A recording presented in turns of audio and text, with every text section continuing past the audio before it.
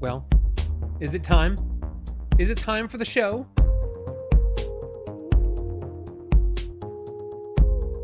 It's time for the show. Let's do it. Hey, welcome to Order 42. I'm Rob. Fans on. Hey, we're all it's all good. It's really warm, but we're all good. And I've got some updates on the eye. But how are you guys doing? What's going on? Let's see who's in here. First up was Staffaux. He was number one, everybody. He was number one. And then we got Cosmo and Ninjinzu and Pixel Phoenix. What's going on? Well, Pixel, I'll tell you about it. I will tell you about it. And yeah, we got some pretty big pickups this week. Basically, all of my pre-orders came in the last week. So, and look, a lot of 1, 2, 3, 4, 5, 6, 7 on the watch list, off the watch list. So I've been making some progress. So maybe not as much as I would like, but a lot. So anyway, the eye. If you're wondering about the eye, so for those of you who haven't been around, or maybe just don't remember, you see the redness here, and then here, and then there's some up here that you really can't see anymore, but because of the hair, and I got the hair cut, I got all of the hairs cut, like not just a few of them. I got all of them cut. I mean, you might as well do all of them. But anyway, haircut, right? But no. So this was shingles, right? And you might be saying, well, Rob, shingles, doesn't that happen when you're like over 50? Are you over 50? I'm not over 50. I'm almost over 50. But I'm not over 50. And I got it early because immunocompromised this guy, right? So the shingles was the thing. Well, the first thing that happened was my eye was messed up. And it was doing this weird thing where it was all red and stuff, right? You can see that. So, took medication, got rid of the shingles. Everything's good with the shingles. But my eye was still red. And it was still doing stuff. And it was still kind of bothering me, right? Well, then it started feeling like there was something in my eye. Like, you know how like when you get like an eyelash or a piece of sand or something in your eye and you're just kind of like, and you're rubbing it and maybe you're trying to cry it out, right? That's basically what I was trying to do. Well, I finally went to the eye doctor last week and I said, what's up with this? Because what is going on in here? And they said, well, it looks like you might actually have some sort of infection. The problem is we don't know if it's a bacterial infection or a viral infection. So they put me on these eye drops. And one of the eye drops is a gel, which is really weird to put in your eye. I mean, eye drops are one thing, But yeah. So anyway, they said, okay, we'll come back Friday. We'll take a look and see how things are progressing. So they took a look and they said, I think we might have to take you or send you to a corneal specialist, I'm like, okay. Said, so hold on just a second. Let me find out. Let me find out from the other doctors. So the other doctors looked at, the pictures that she took and they said, maybe it's a bit too soon. So I went back today and they said, no, you really need to go now because it's getting better, but it's not getting better as quickly as we would think. Now, I'm also taking immunocompromised stuff, right? Brings down my immune system, which means I heal slower. So maybe that's it. But now I'm going tomorrow and they're going to scrape my eye. Yeah. To find out what's going on. So, and also I don't want to go into what's going on, but my wife is actually going to the doctor tomorrow as well. So I'm not one of those, people that are like, hey, pray and all that stuff. Whatever. I'm just saying good vibes. Send some good vibes my way, right? Because I need it and my wife needs it. We're both going to the doctor tomorrow. Hopefully things will be okay. But again, yeah. And I thought that I wasn't going to be able to do the after show tonight because I was going to have to go in really early to this eye doctor. And it's in downtown Fort Worth. Okay. Well, guess what else is going on in downtown Fort Worth the next 3 days? The TV show, is it Lawman? What's filming in what's filming in Fort Worth? Landman. Filming for Taylor Sheridan series Landman is currently taking place in downtown Fort Worth. So, yeah, they're going to be shutting down parts of Fort Worth tomorrow because of Taylor Sheridan's show. So anyway, I don't have to go in that early, which is good. So we'll still do the after show tonight. If you guys want, hop over to the Discord. We'll chat. We'll have fun. It's a good time. It's always a good time. Now, it is kind of late for most people in the US, but hey, some of you guys love to hang out, and I also love it when we can all hang out and stuff and chat and things. But yeah, so basically, to sum up, shingles gone. Eye problem, some sort of infection, still there. Got to go to a specialist tomorrow. They're going to scrape my eye to find out what's going on. Until then, I got to put gel and drops in my eye constantly. So, basically every hour, starting at 7:30, we're going to take a little break. And we're going to put some stuff in my eye. Well, these are just regular eye drops. But at 9:30, I got to do the big thing, which is all of it. So we're going to take a little break at that point. So basically, hey, there's just going to be a lot of breaks tonight. So deal with it, That's just how it's going to go. And then, 10, sure, we'll hang out for a bit. But yeah, so what else is going on? Hello, Bujo. Welcome. And I see Filbert in here as well. Thank you so much. I don't know about the smartest. Because, anybody that almost, unalives themselves by eating popcorn, I'm pretty sure that's an idiot. And that is why my name is called that, by the way. I don't know if you knew that. But that's why I'm called Rob the Idiot. Is because I almost died from eating popcorn. And that popcorn basically, almost killed me. So that's the way it goes. But look, we've also got Shozama in here, and Squiggles is in here. Thank you. I mean, welcome, guys. It's been Shozama. It's been a couple of weeks, has it not? You've been must have been busy, and that's fine. That's fine. You haven't not been busy over there in the goofy memes and stuff. I love the memes. I don't always react to the memes, but I do love the memes. So, cheers. Cheers to you. Yeah, eye scrapes. Yuck. And you might be asking, well, Rob, does this hurt? No, it doesn't really hurt. It's more of an annoyance. And it kind of feels like there's something in it almost all the time. But if my eyes are open, it's fine.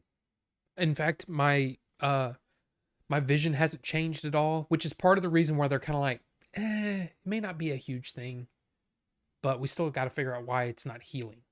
And so that's what we're doing. And thank you, Shozama. Yes, it is Landman. Landman. My dad watched Landman. I don't know. It's pretty boring. Well, stop, folks. I don't know. I haven't watched it. In fact, I'm trying to think of the last Taylor Sheridan thing I watched. I think it was part of season 2 of the Jeremy Renner show. I don't think it's called the Jeremy Renner show. I can't remember what it's called. But I watched part of season 2 and then kind of got away from it. And then I never watched Tulsa King. I heard Tulsa King was great. I heard Landman was pretty good. There's another one that came out that I never. In fact, I didn't finish 1923. I didn't finish the first season of that. So basically, I haven't watched anything Taylor Sheridan in a while. But I think Taylor Sheridan's actually pretty awesome. He's pretty awesome. I like his stuff. I like his stuff. You know. Hydration breaks. Yes, definitely a lot. That's another thing. I'm trying to basically hydrate myself. That's fucking Obi-Wan Kenobi. Squiggles, thank you for becoming a level 1 orderly. I appreciate that. Thank you. Yeah, so basically what the orderly stuff is, the membership stuff is well, number one, thank you. You're supporting. And then the second thing is we do a watch along once a month where we all vote. Well, not so much me, unless there's a tie break that needs to happen. But yeah, so yeah, it's a thing. And we all vote on it, and you know, we come up with movies and we vote on it, and then we'll watch the movie. And then apparently I'm just gonna have to put them up on Google Drive because YouTube won't allow me to put up movies, you know, full movies and stuff. But yeah, it's pretty fun. It's a pretty fun thing. But thank you, Squiggles. Thank you so much. I appreciate that. In fact, I need to make a note. Let me see. First off, we got to add you to the member chats.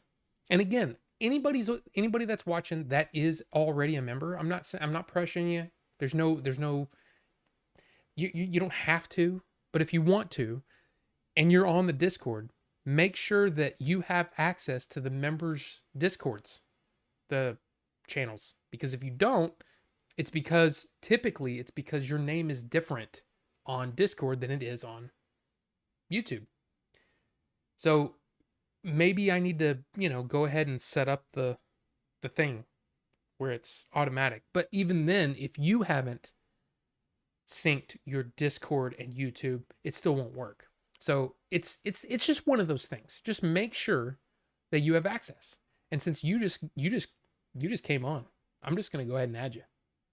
Let's see. Permissions. Who can access? And there you are. Squiggles is Squiggles. So you should have access to the members channel and then to the members voice channel. You need that too. It's pretty cool. Bam. Bam. You're done. But thank you, Squiggles. Thank you for that. And I have to say, I've been really happy with the being able to show the wife, hey, look, you know, hey, that's kind of cool. So I appreciate you guys. Thanks so much. Let's see. Gotta feed the eye worm. Rob I mean, it may be that way, which I don't want it to be because gross. Been watching the old movies, also lots of birthdays on weekends and weekends in June.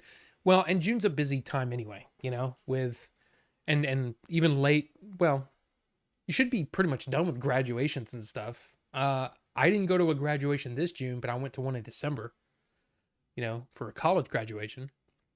And then, you know, weddings and all kinds of stuff. And it's summertime, you know, people have time off. Hey, be a pirate. Be a pirate. Well, I mean, maybe they might give me a thing tomorrow. I have no idea. Seriously, I have no idea what to expect from tomorrow.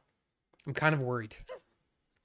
But I'm kind of not, you know, I kind of feel like it's probably not going to be that big of a deal. I mean, they dilated my eye the other day and driving home was odd. And it was just because it was so bright. But I'm going to be on the highway going like 130 miles an hour. So what's the problem? You know, it's not going to be that big of a deal. But thank you, Starfox. Thank you for that $2 super chat. I appreciate that. Have you tried going out in the desert and taking lots of peyote to heal your eye? Is that a thing? Does peyote heal eye infections? See, that's the thing. I don't even know what it is.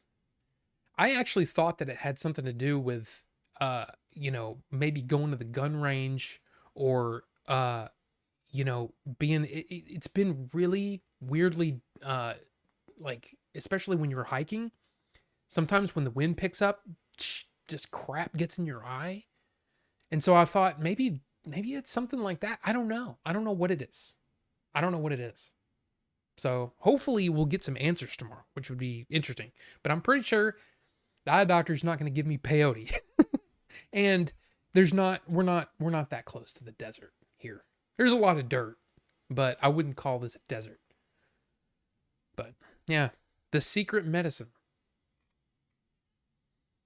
Mayor of Kingstown, right? Isn't that what it's called? Cosma, Mayor of Kingstown. Yeah.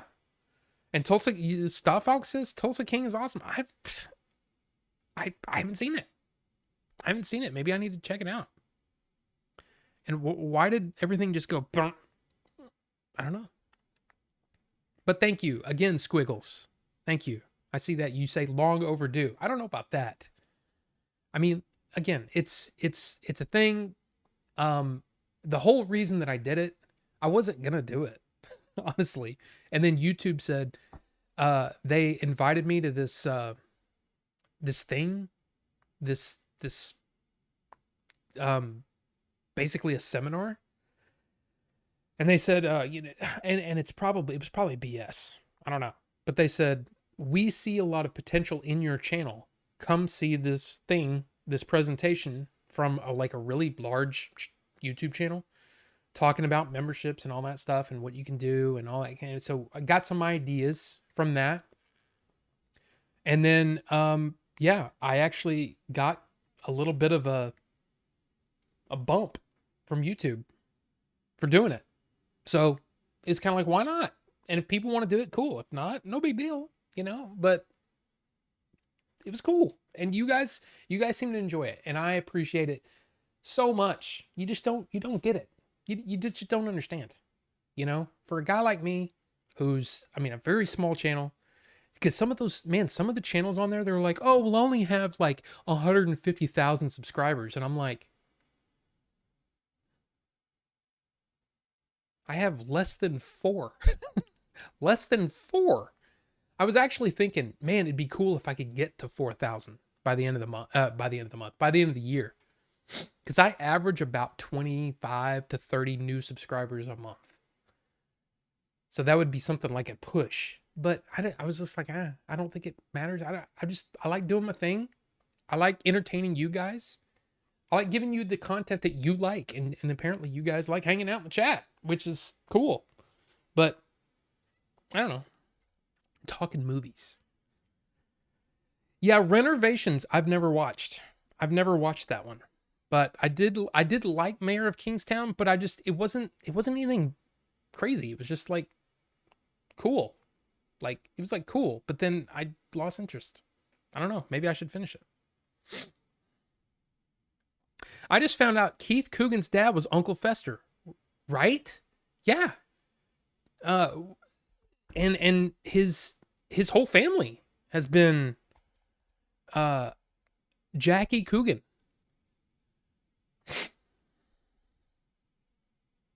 And then he's got his grandson, or his granddad was Jackie Coogan. So yeah, the whole family is just it's Hollywood royalty. I just think that's cool. But welcome, Billy. Good to see you. Don't take peyote. Okay, well, I won't. It would suck if you went to the doctor and the doctor was made of... Oh, that would be bad. I hate it. I hate it when you go to the doctor and then it's just a big old man-shaped pile of that. Puts his fingers in your eye. Ugh. I'll sub on all my old accounts. Squiggles, it's not. Don't worry about it. And see, that's the thing that I don't understand. Because I think at a certain point, if you have subs that are kind of inactive, I think that's why people see so many subs drop off of their channel. Like I get probably like 25 new, there are 30 new ones a month, and then I'll lose 5 to 10 a month. So I don't understand how it works, but that's probably what it is. And I mean, I appreciate it, but I'd rather you just, enjoy yourself. Just put my channel, go to videos and hit play all and just, I'm kidding. Don't do that. That would be nuts. I don't think that's, I don't know. That seems wrong to do that. But it's actually I think it's the watch time that really matters on YouTube. I think that's what gets the people, gets the algorithm going, is watch time. I don't know. I honestly don't know, and I haven't figured it out. And if I had, I'd have 1 million. I probably wouldn't have 1 million because it's just, I don't know, man. It's not what drives me. What drives me is making the content, and then on top of that, it's going to see the movies and doing the thing. And then really, when it comes down to it, I just want to make movies, So, and hopefully, hey, you never know. You never know. You never know what's gonna happen. Yeah, it's okay. Once you figure it out, they change it. Yeah, I'm sure. Sean Astin's dad was Gomez, at least the one who raised him. That's true. And see, M. Mooney, absolutely. Nepotism is definitely part of it. But the thing is, really all that gets you is a foot in the door, right? At that point, you have to take over. I mean, you could argue, well, if your dad is a famous actor, then that means you have the money to take the classes, you have the drive, you have somebody who's been through it and can help you along the way, all those sorts of things, help you get an agent, all that kind of stuff, right? I understand it. It's absolutely part of the business. But there's plenty of other actors that come into the business out of nowhere and blow our socks off. So I don't know. I mean, I'm guessing it's probably, I was gonna make up numbers. Like, what are the percentage of, people who have family in the business and people who don't? I would guess it's more of a family business, but I don't know. Be interesting to know. Like if you took there's got to be somebody. In fact, I wonder if AI could do that. What percentage of movies, or what percentage of actors, what percentage of active actors only got their start because of who they're related to? And it would give you a percentage. And it'd be like, I'm guessing it'd probably be in the 20 to 30% range. Because there's so many movies being made. So many. But then there's people like, Will Ferrell is just it's just first person that came to my head for some reason. Will Ferrell.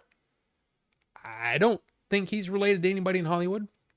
Jeremy Renner is another one. I don't think he's related to anybody in Hollywood. Scarlett Johansson. I don't know. It'd be interesting to know, though. What if the Doctor was made of that? I'm not going to say it because, man, I don't know when I get, because there's been weird from time to time. I'll just have my whole stream be like, oh, you can't get ads on it because of something, and I don't know what it is. I don't know if it's me vaping. I don't know if it's me saying that. What if the Doctor was made of that and you were getting a colonoscopy? Well, I'm pretty sure you can't get pregnant through the butt. That's just a guess. Now, I'm no doctor, but I'm pretty sure a man can't get pregnant from the butt. I don't know. Those are Sydney Sweeney bots? I mean, maybe. That's possible. I'll have to hang with friends, maybe back before the end of the show. Shozama, have fun, man. That's what it's all about. Really, it's all about community. It's all about having fun and hanging out and chatting, blowing off some steam. Do it, man. Go have a tequila sunrise on me. That doesn't even make any sense. And I can't pay you. So I don't even know what that meant. I don't even know what a tequila sunrise is. It's been a long time since I had any alcohol. So there you go. I guess I'd already done the old accounts. Well, Squiggles, thank you. I do appreciate it, but I don't know. I don't know if, you know, nah, I don't know if that actually helps. But I could be wrong. I don't know. Like Tori Spelling. Well, M. Mooney, but I did say hi to you, by the way, didn't I? Hi. How's it going? I mean, Tori Spelling, sure. It's funny though, because when's the last time Tori Spelling was in anything? And was she known for her acting? Did she do anything besides that one show where her dad was the producer, right? Aaron Spelling? I don't know. But then you have somebody like, say, Dakota Johnson, right? Which, if I remember correctly, that is Dawn Johnson and Melanie Griffith's daughter, right? Apparently, a lot of people are kind of wising up to the fact that maybe she's not the best actress. Because a lot of people, that latest movie that came out, Materialists, a lot of people said the movie has kind of an interesting premise and could work, but she's the main character and it's also kind of a flat movie. It just doesn't really grab you. So I'm wondering if that's true. But then you have somebody like Jack Quaid, right? Who's in The Boys. He was in Companion earlier in the year. He was in Novocaine earlier in the year. I think he's great. I really like him. Now, I mean, has he completely blown me away? No. But I enjoy watching him. I think he's pretty good. That's Dennis Quaid, Meg Ryan's son. I think he's good. So does it really matter at the end of the day? I don't know. I mean, you could argue that, they're taking away roles from people who could otherwise be really good. Maybe, but there's so many movies that come out and so many chances. And Jack Quaid is not going to be perfect for every role out there. And I think that's really what it comes down to, is that can you find that role? Can you audition for that role that you can really bring something to it? And can that role be the kind of role in a movie that really speaks to the public and makes you a star? Like, is that something that can happen? That is really just kind of luck, isn't it? Or, in the case of Jack Quaid, well, if you're in all of these different projects all at the same time, you can't help but get eyes on you. You know what I mean? So I don't know. But it's an interesting topic, the whole nepotism thing. Don't you hate it when the doctor is made of Jack? I mean, if it was just a whole, can you imagine you walk in and it's just dick sitting there and you're just kind of like, I don't know what to do. I don't know how to react to this. It doesn't feel good when they check my temp. Depends on where they check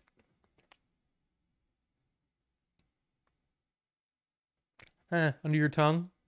Armpit may not be so bad. At least it's not a rectal. You know what I mean? Anyway.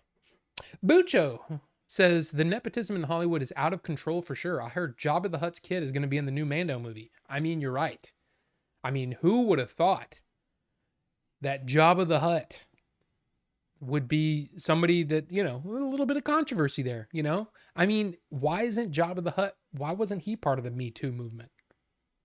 I mean, he literally had slave girls. I mean, if anybody deserves to be canceled, it's Jabba the Hutt, right? And of course, there's this blatant, I mean, I'm sure the PETA people really came after him with him eating all the frogs, and, maybe the murder of random people. But, hey, look, some people really like Jabba, so they're going to give his kid a shot, I guess. So we'll see. We all know that if Jabba wasn't his dad, he would be getting cast in D-grade direct-to-Netflix reality shows at best. I mean, that's true. That's true. Hype for the July Criterion sale. Billy, here's the thing. There are plenty of movies that are coming out that I'm really excited about. Or movies that have come out recently. Like, I would love to get William Friedkin's Sorcerer. I want to get Michael Mann's Thief. I want to get both in 4K, by the way.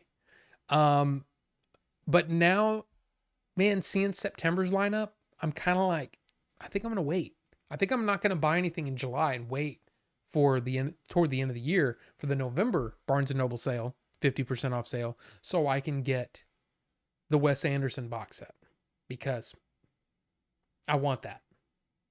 I haven't even seen all the movies and I want it because there are 4 movies, I think 4 or 5 movies in that set that I really like, and I just like the design of the set.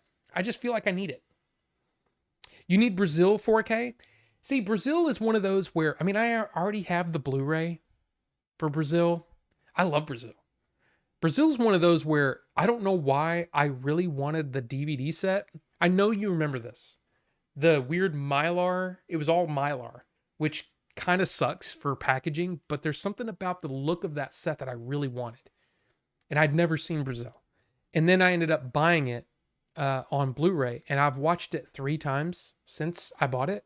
And just, I really enjoyed the movie. It's so weird, but it's got great actors in it. And I just like it, but I just don't think I need it in 4K. I don't think I watch it enough to need it in 4K. And the thing is, lately, I haven't been watching any movies again. You know, most of the only movie that a recent movie that I've watched more than once, and I know people are going to shake their head. Why? Was Horizon, an American Saga, Chapter 1. I've seen it 3 times total. So that's a lot for me, you know, because usually I'm trying to watch new things, or at least watch things that I've purchased, because that's my new goal.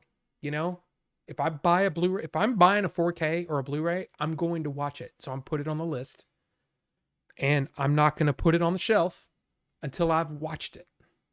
And so we've got a stack of 6 movies here that I've recently, well, somewhat recently purchased and watched. So there you go. So yeah. But yeah, there's Barry Lyndon coming out. There's what was the other one? I kind of want to get High and Low, but that's another one where I'm kind of like, man, oh, you know what? I think I have High and Low digitally, which means I kind of need to get it. But I think High and Low and Throne of Blood are the 2 that I'm really kind of missing from Kurosawa on disc. Now, I mean, of course, there's stuff like Redbeard that's only available on DVD, and you know, there's definitely some Kurosawa holes in my collection. But definitely Barry Lyndon, definitely Thief, definitely Sorcerer, definitely Wes Anderson. I feel like there's another one that's like in the last couple of months that's come out that I've been like, oh, I want to get that. I can't remember. But I would love to hear what you're talking about. I mean, other than Thief and Brazil, and anybody, and open this up to anybody. Is anybody looking forward to the upcoming Criterion sale that starts in, a week? Because it is going to be good. I mean, dude, it's the cheapest prices all year. You get in July and November, you get 50% off the Criterion collection, and dude, they're awesome. If I had the money, I would buy every single Criterion, whatever. What do you call it? Do I have any Criterions here? No, I don't. But yeah, I would have every single one. Every single one. Because even if you don't really like, if the movie doesn't speak to you, it's still important for something, right? It means something to movie history, or to the movie, what do you call it? Almost like the movie meta, in a way. If you can look at the entirety of movie history as sort of like this big metaverse, the Criterion Collection is some of the best, most influential movies since the beginning of movies, which is amazing. Double Indemnity, got it. Winchester 73, that's also on my list. Blowout, I have. And then Thief in Brazil. That's, yeah. So there's two on your list that I have. Blowout looks really impressive I was really impressed with that one. And Double Indemnity, I mean, come on. It's an amazing movie. But Winchester 73, I've never seen that. But it's on my list because it's an important movie. Seconds.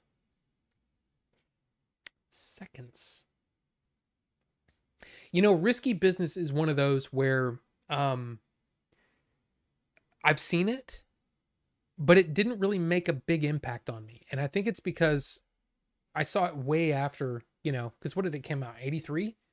So I was 7 when that movie came out.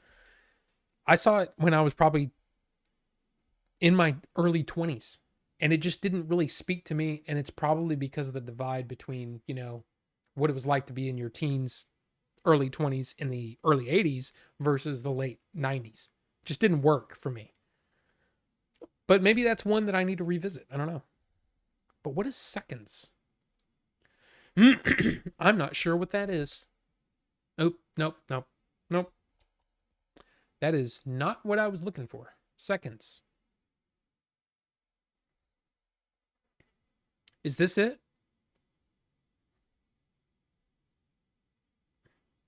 Frankenheimer? John Frankenheimer? With Rock Hudson?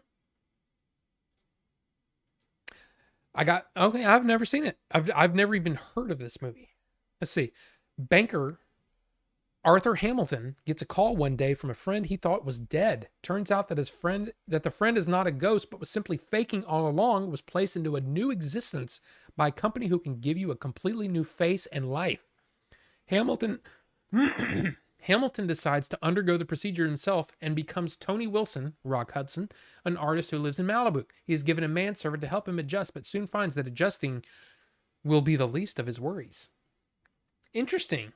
I've never heard of this movie. Seconds, Criterion.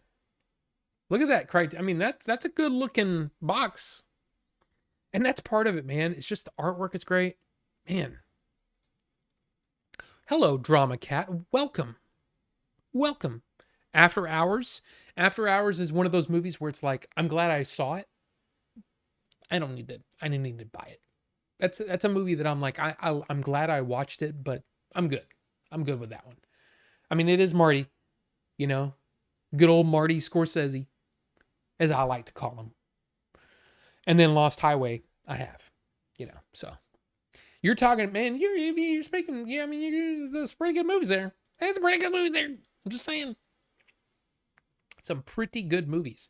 Well, let's. Do you guys want to do the pickups? You guys want to do the pickups now?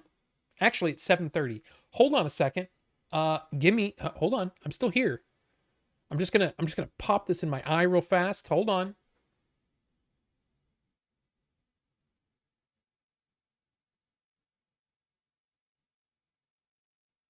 Okay, is this working? Why is this not?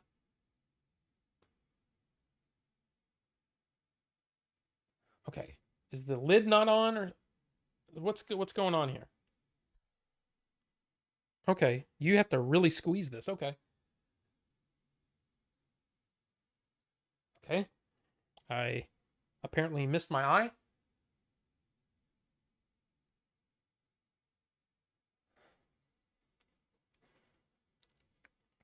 So I don't know if that's one of those things that you can do on stream or not, but I figured, hey, why not just go to the scene missing?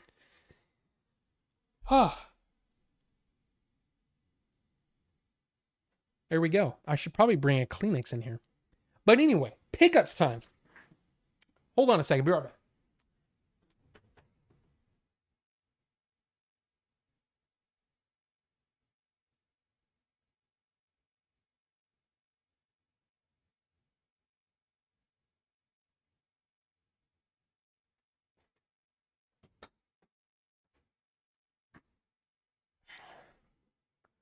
Sorry, just needed a Kleenex. Yeah. So, okay, the first thing that came in, which if you're on the Discord, you've already seen this one. You've already seen this, but Lethal Weapon on 4K, which came out today, theatrical and director's cuts. So,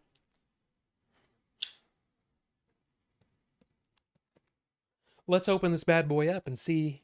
There's probably nothing in it. This is a studio release, so it's probably going to be pretty bare bones. But you never know. You just never know. So throw that there.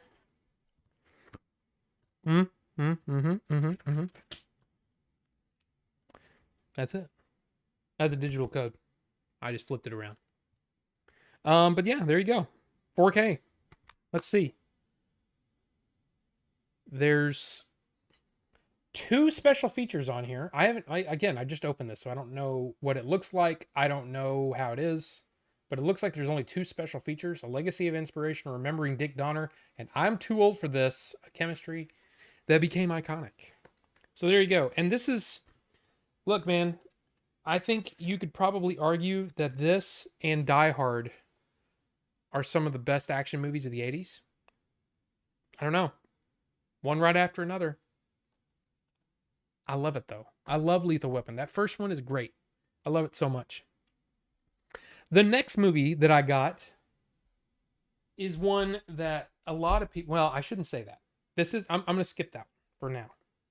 I'm going to open this one from today. I got this today.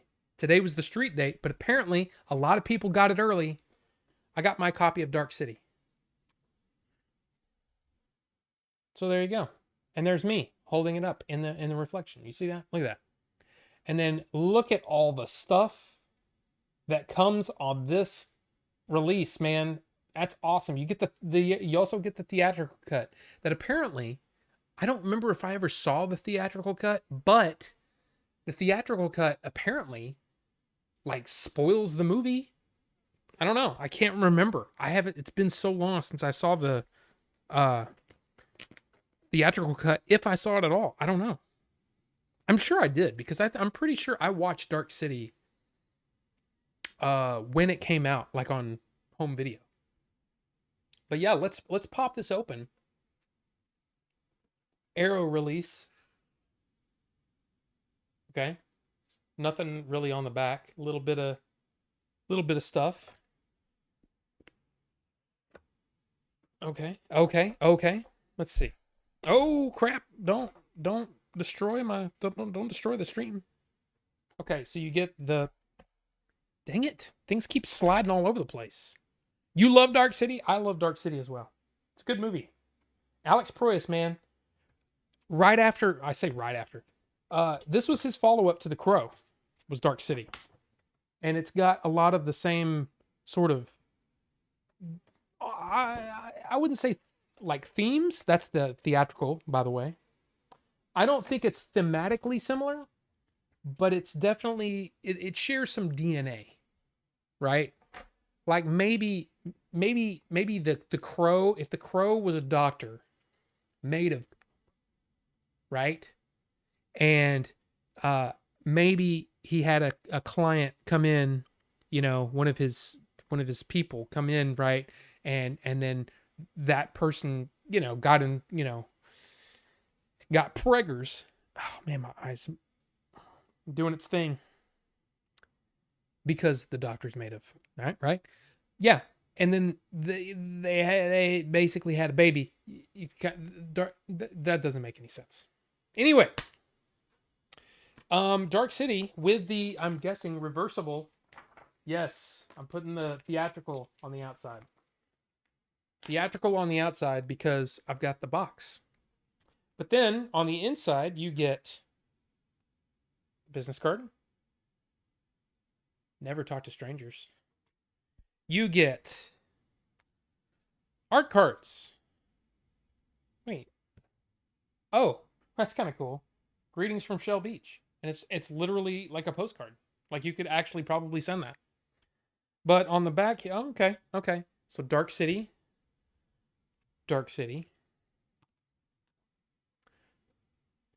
I mean, look, Jennifer Connelly, man. You know what I mean? Jennifer Connelly. Look at that. The finest science fiction film in years. And that says the New York Post Oh, Time Out New York. Okay. And then Kiefer Sutherland. Of course, you got Kiefer Sutherland and William Hurt, along with Rufus Sewell, who plays the main character. There's an ad for a simple plan. And then, of course, in here, you've got the director's cut in 4K. You've got the theatrical cut on Blu-ray. Oh, no, wait. No, they're both 4Ks. Okay. So you get the theatrical and the... Okay, I guess I didn't realize that. I was really just concerned about the theatrical, or the director's cut. That's awesome. So both the director's cut and the theatrical cut in 4K. That's great. And of course, again, there are all the special features. Come on. Come on. Come on. There you go. There you go. Look at all that stuff. Ooh, a brand new audio commentary by director Alex Proyas. That's cool. And a new commentary with Craig Anderson, Bruce Isaacs, and Herschel Isaacs, co-hosts of the Film versus Film podcast. So there you go. I mean, this is a stacked release. This is one that a lot of people, including myself, have been looking forward to for a long time. This is cool. Very cool. And again, I have no idea what it looks like, but we'll see. And then this very nice book. Of course, Arrow always puts together a great, man, telling you, Jennifer Connelly, telling you. But yeah, this along with Rocketeer is probably my favorite Jennifer Connelly look. And you might say, what about the hot spot? Well, that's a whole nother story. But anyway, this Dark City collection from Arrow is fantastic. I love it. It's very nice. And again, I love the fact that instead of J cards, I like the slipcover better. It's good. It's good. So Dark City came in today. But then the other one that came in, Bucho, Are You Here? If you're here, you're going to appreciate this one. From Second Sight. The Nice Guys. Second Sight, in my opinion, is I love Criterion. I've said it before, I'll say it again. I love my Criterion. I love my Arrow releases. But man, I think Second Sight, they put together some of the best. I mean, of course, Vinegar Syndrome, they do a great job as well. Severin does a great job. Arrow does a really fantastic job. But man, there's something about Second Sight that I love their presentation. Their boxes are amazing. Their books are amazing. It's just a great set. And this is a movie that I really love. This is a movie that I don't think I was a champion of this movie, unfortunately, when it came out. Because, well, I'm sure like many people, I'm opening this up slowly. Like many people, the title, was like, what is this movie? And then you see the trailer and you're even more confused. It's basically a detective story where the main character is an idiot and Russell Crowe is not really a nice guy. I love this movie. And on the back, Misty M, which if you've seen the movie, you know. So this one does have a J card. The little J card thing, but still great. All right, let's open this bad boy up. Man, it just feels thicker and more substantial. So first up, here is oh crap, losing a disc.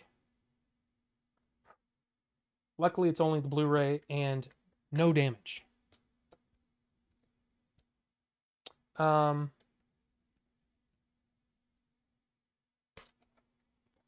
Beautiful. Beautiful. Of course, this movie was directed and written by Shane Black. If you know who Shane Black is. He was Hawkins in Predator, but he also wrote Lethal Weapon. So it's kind of weird. I didn't plan it, but you got two Shane Black things here, right? Lethal Weapon written by Shane Black, Nice Guys written by Shane Black. Now, then you get art cards. And these art cards are thick. Look at how thick. You can't, look at how thick those are. I mean, they're thick. Okay. So let me see if I can get this off so we can look at the art cards. I'll be honest with you. I've said it before. I'll say it again. I'm usually not a huge, big special edition, with a bunch of paper. I don't typically care. Right? In most cases, the movie's fine. But on movies that I really love, like Nice Guys, I kind of like this. There's nothing on the back of these, but Ryan Gosling is charmed and dangerous. Russell Crowe is locked and loaded. Angourie Rice is sweet and sassy. She's great in this. Margaret Qualley is crazy and beautiful. Kim Basinger, right? Calm and connected. Matt Bomer is cruel and unusual. Yaya DaCosta is shady and lady. Keith David is mean and spirited. Bo Knapp is killer and attitude. And that's all. But man, these are really nice. Like they feel really, really good. They're not like a matte. They're almost a matte finish, not like a glossy. Like they're not. It's not. They're not shiny, which is kind of nice. Now getting this guy back around here. I've said it many times though. I'm not typically one to buy the big bad special edition. I don't care about steelbooks for the most part. If Steelbook is all that's available or all that I can get, fine. But I'm not typically I don't seek them out. But this is a great edition. And now, finally, you get the book. And this isn't a paperback. No, this is a hardback. Hardback book. The Nice Guys. And of course, in here, you've got all kinds of artwork. You've got all this. Look at all those words. There's so many words. So many words. Let's see. What does it say here? So it just looks like 1, 2, 3, 4, 5, 6, 7 different, basically, I don't know. They're book reports. I don't know. I don't know what they are. Because I just opened this. But I'll tell you, I love this stuff. I love this stuff, especially for movies that you love, man. It's nice to get a really, really nice set. And man, Nice Guys. Nice Guys is a good movie. If you haven't seen it. Now, I know that this is Universal, right? Is this Universal? I can't remember.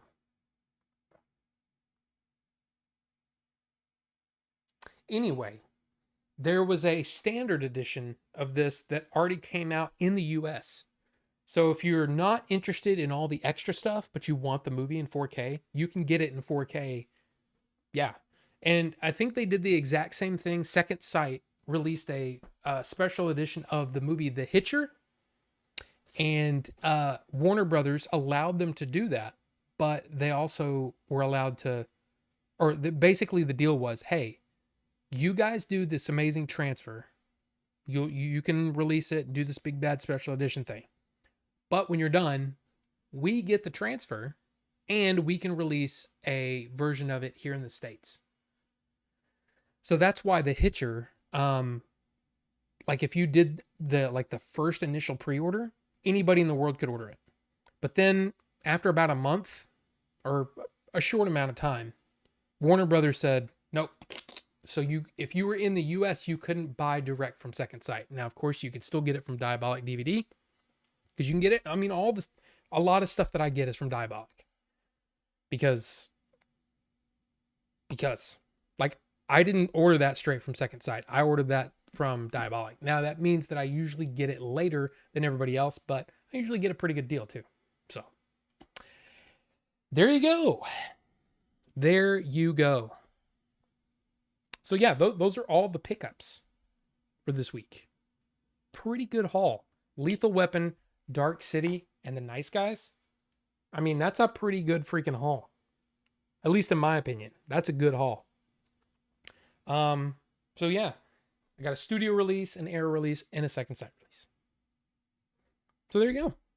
Cheers.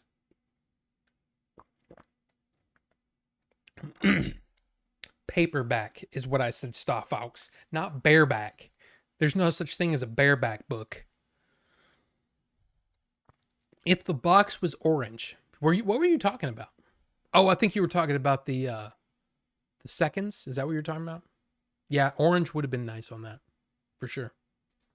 Young Mel was so awesome. I mean, look, here's the thing. As an actor, I think he's great. I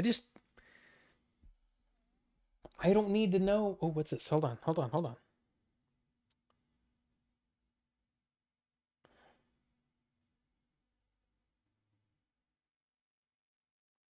on. My father is celebrating his birthday on Thursday. So we're trying to figure out if we're doing anything.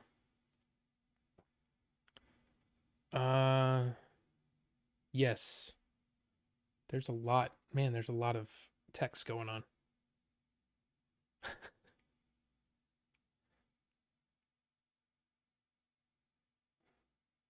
Okay.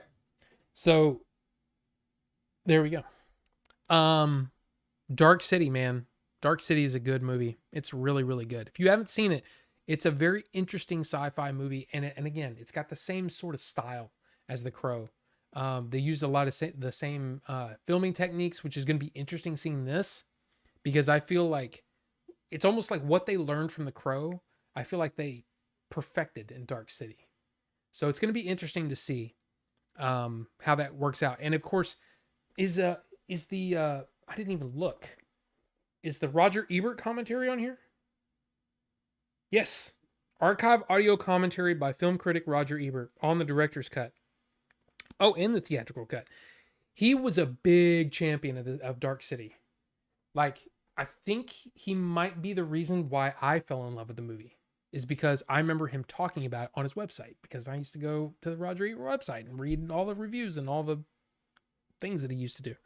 So he was a big champion of that movie, loved it. And so yeah, it's pretty cool.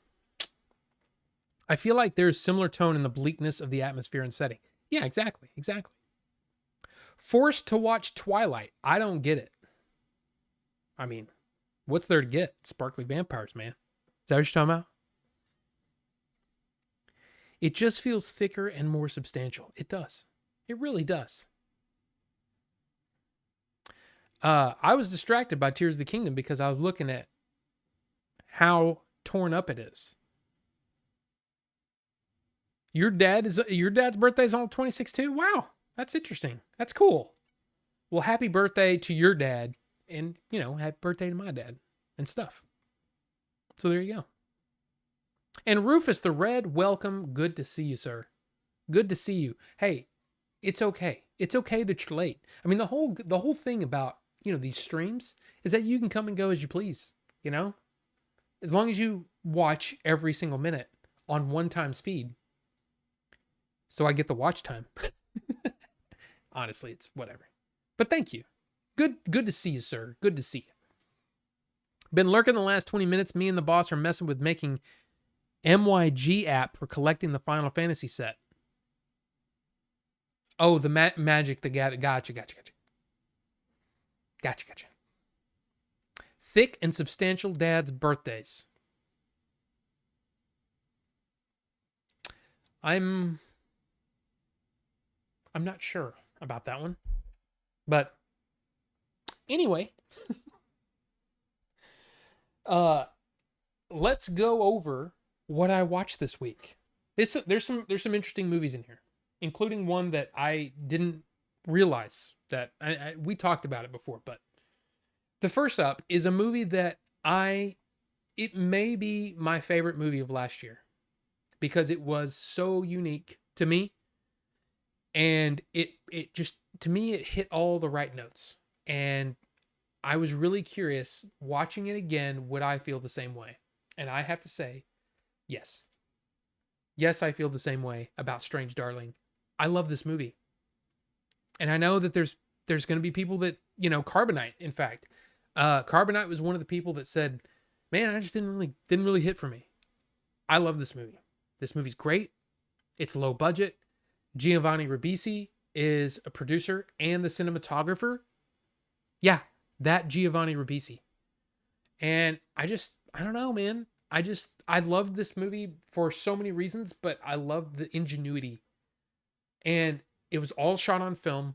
It looks fantastic in 4K. It looks so vibrant. It is so colorful. This movie is awesome in 4K. And this is also, I got this from Diabolic, because you can see I got it from Europe, basically. It came from Europe. But on the inside, it has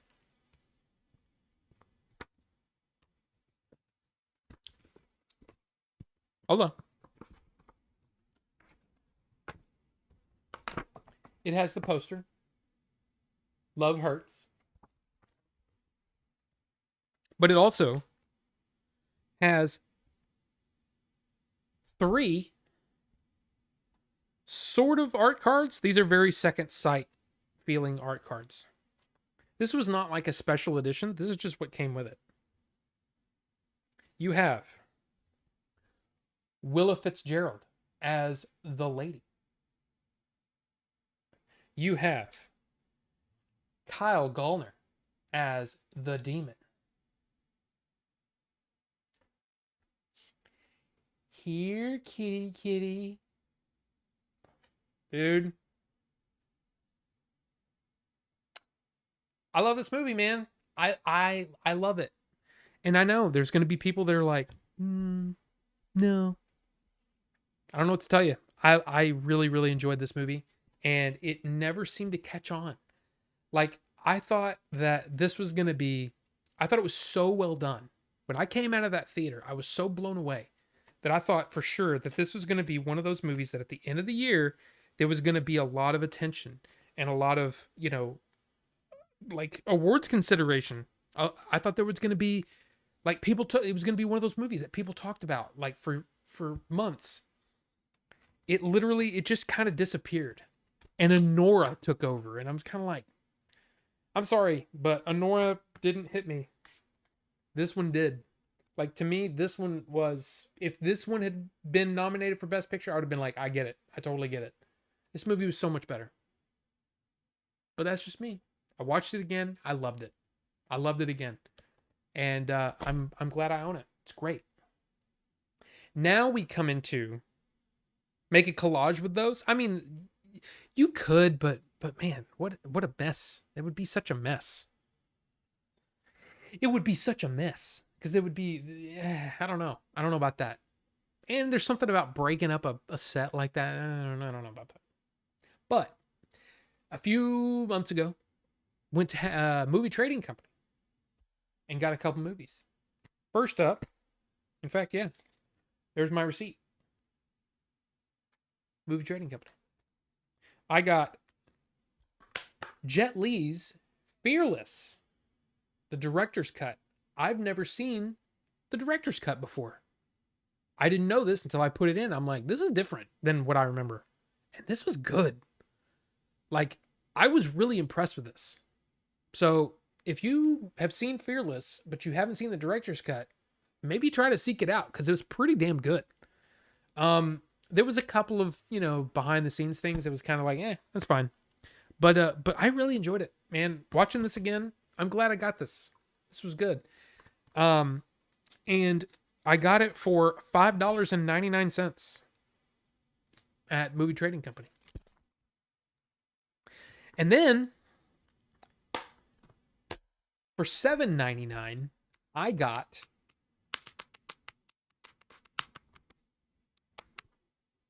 apparently the case is a little wonky, but I got A Better Tomorrow. Now, you might remember when I got this, I basically got home, looked at it, and went, "What? Yeah, this is a remake." What I should have gotten, what I thought I was getting, was John Woo's A Better Tomorrow with Chow Yun-fat and T. Lung. So what I did was, before I watched the remake, I watched the original. And okay, so I'm just gonna look. Better Tomorrow is a classic for a reason. Because this whole term of this whole thing, gun fu, right? John Woo was the first to do it. Okay. And A Better Tomorrow is basically what started it all. It made Chow Yun-fat's career explode.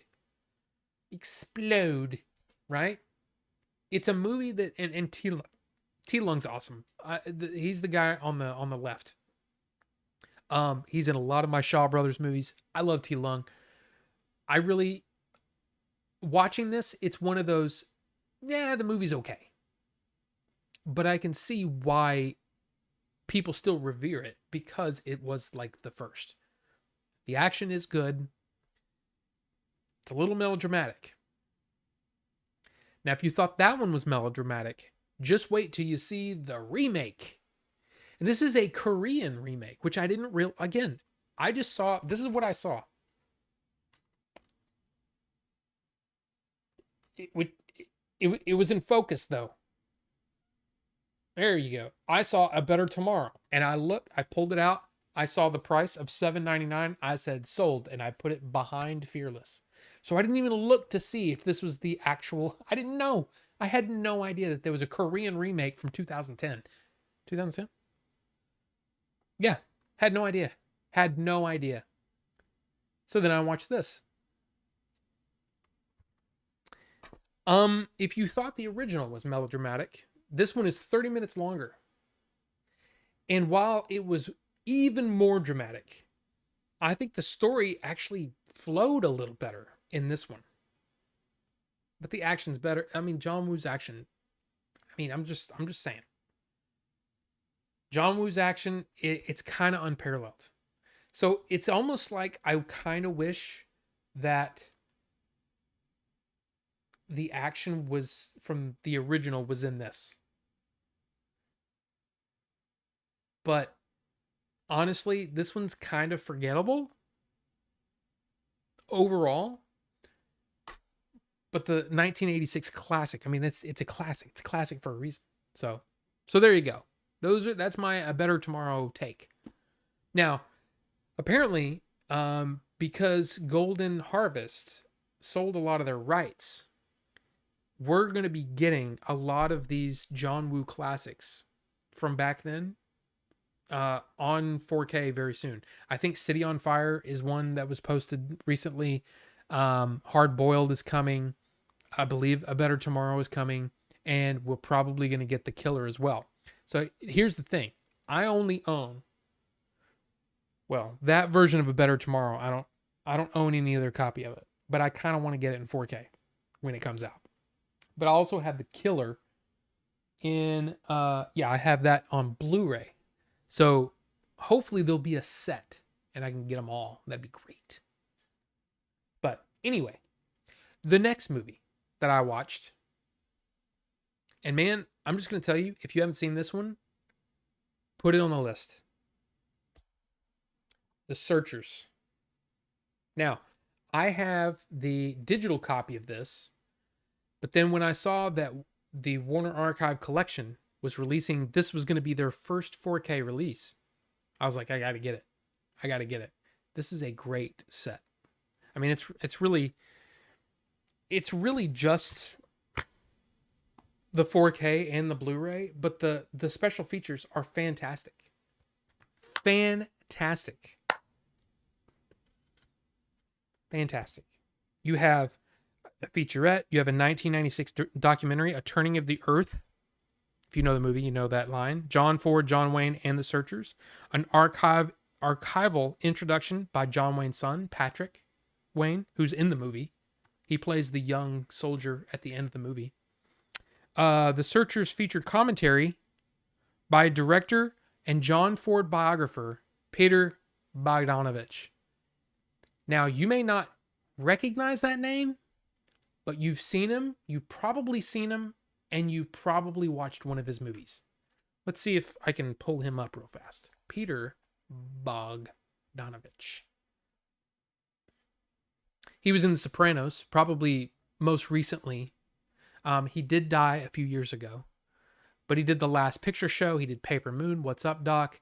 She's Funny That Way, Mask, They All Laughed. Targets, Texasville, The Other Side of the Wind. I don't know. I haven't seen some of these. But I mean, look, the guy did some movies.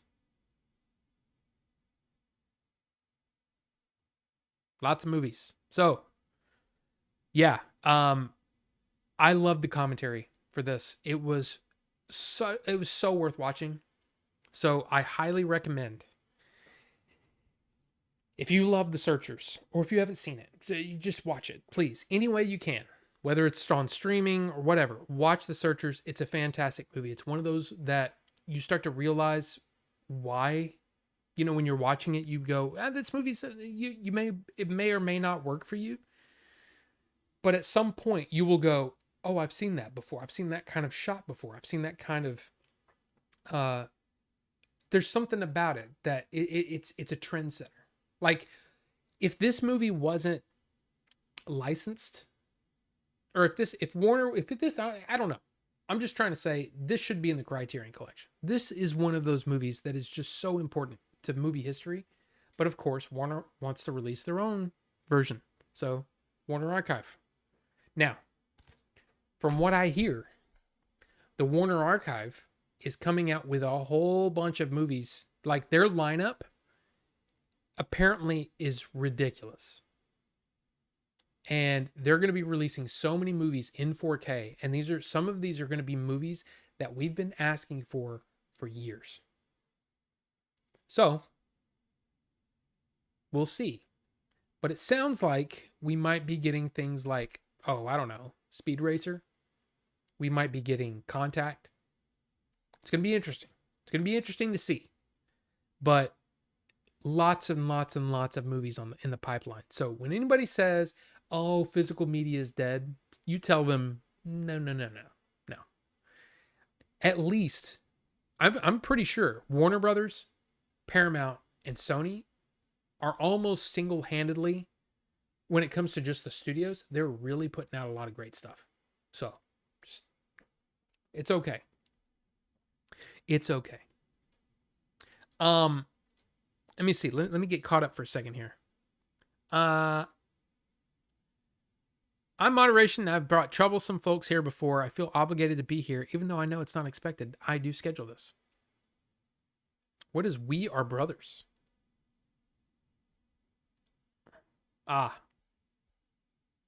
Did you actually hear that Russell Crowe, right? We just talked about The Nice Guys, right? Russell Crowe is going to be in the new Highlander movie with Henry Cavill. So it's basically Henry Cavill is playing the Christopher Lambert, or Christopher Lambert. Is it Lambert or Lambert? But he's going to be playing, Sven Highlander. I don't know. And then Russell Crowe is playing the Sean Connery role. Did you know this? Did you hear about this? Because here's the thing. I've never been a big Highlander guy. I know. I've never been a big Highlander guy, though. So there you go. There you go.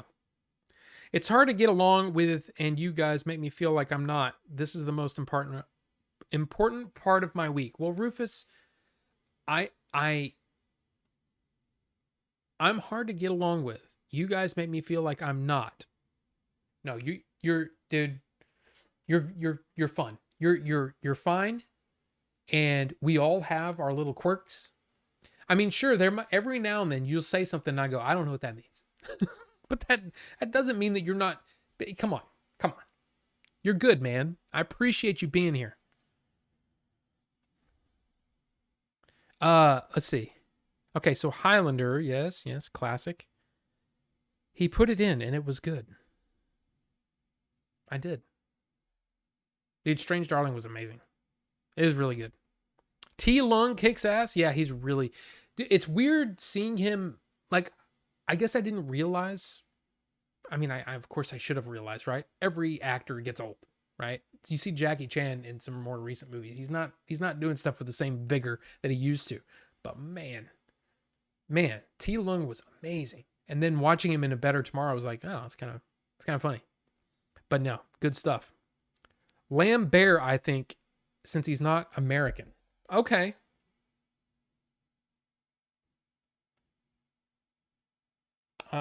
Yes. Okay, family things. Family things. Music. Music. Where did you put this?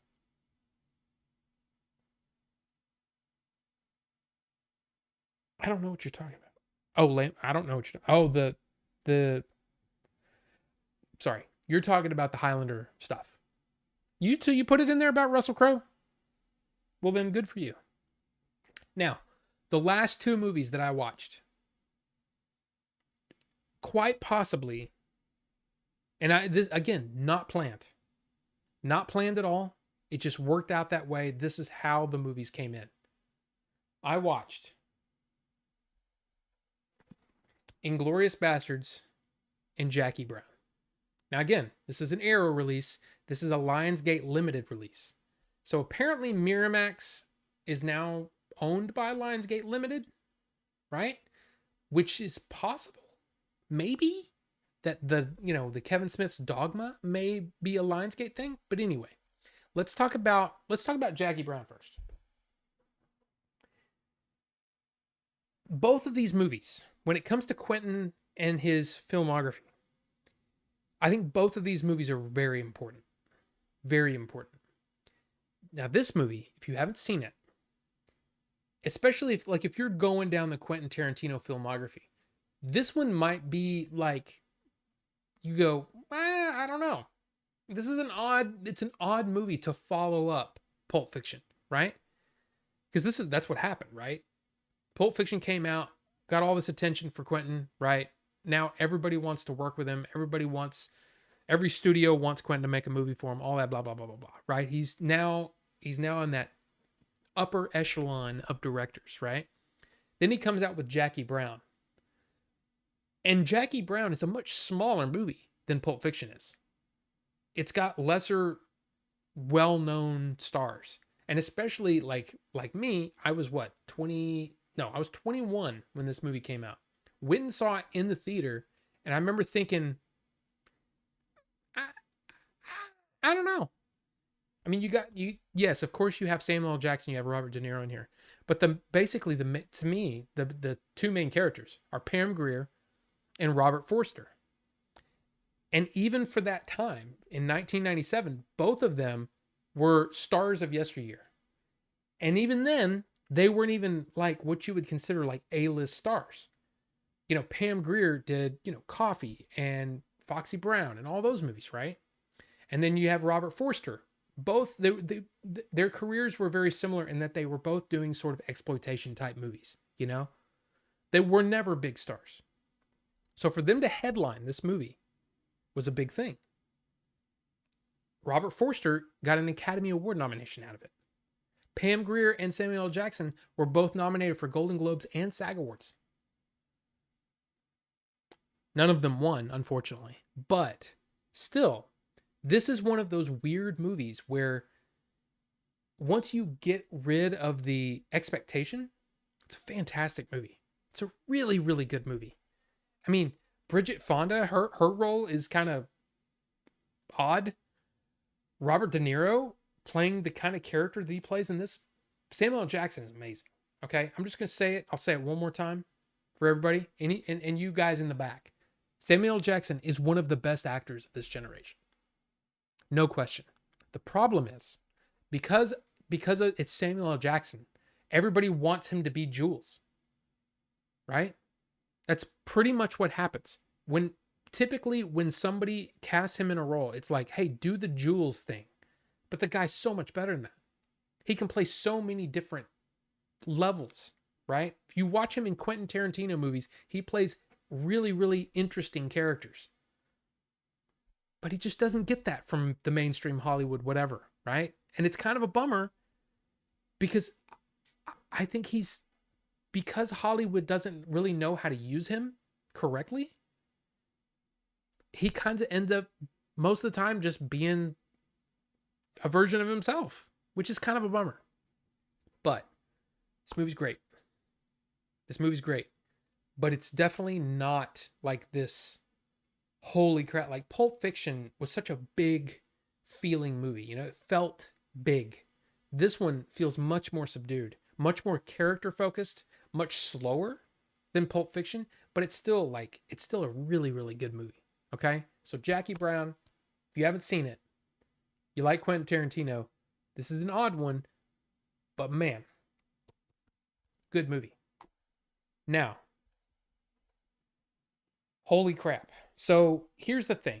Inglourious Bastards, for me, has always been in the lower half, I guess, of Quentin Tarantino movies, for me.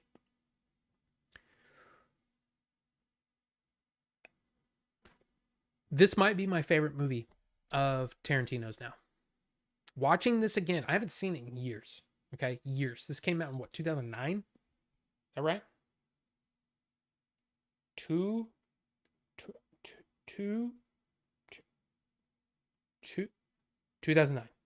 This movie came out in 2009. There are 4 scenes in this movie that I think any director, any storyteller would kill to have a scene of that caliber, of that power in their movie. These 4 scenes are, and I'm no spoilers. If you haven't seen Inglourious Bastards, don't worry, I'm not going to spoil it. Okay? The first scene, the milk scene. You've seen the movie, you know what I'm talking about. Basically, the opening scene. The second scene is, let me see. Does that come before?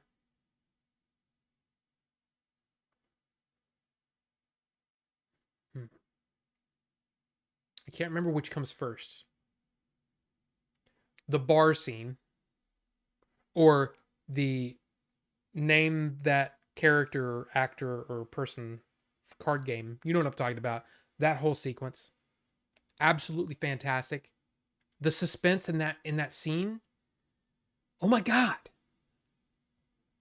The strudel scene. If you've seen the movie, he's eating strudel. Christoph Waltz is eating strudel, and he's talking to what's her name? What's her name in it? I mean, I know her real name. Emmanuel Mimieux, right? He's talking to the theater owner, trying to figure out what the plan is. The tension in that scene, and Melanie Laurence, however you say her name, Laurence. Melanie, shoot, dude, her performance in that scene is jaw-dropping. Jaw-dropping. Absolutely amazing. And then, of course, the final scene. The theater, right? We all know about, if you've seen the movie, you know what I'm talking about, right? So there's the milk scene, there's the strudel scene, there's the bar scene, and the theater scene. Any movie in the history, any director would love to have scenes with that kind of power in their movie. He's got 4 of them in one movie. In my opinion, this is Quentin Tarantino's best film. To me, there's no question. Now, after watching it again, I'm sitting there going, and I especially watching the special features and all that stuff, I'm sitting there and I'm going through all of his movies. No movies of his, or just about anybody I can think of, has that caliber of scene in them. It's so good. Now, in a way, you could say it's cheating, because he's using World War II as a backdrop. He's using the Nazis as villains, which comes up with, if you're a student of history, the Nazis are a special kind of villain, because there's so many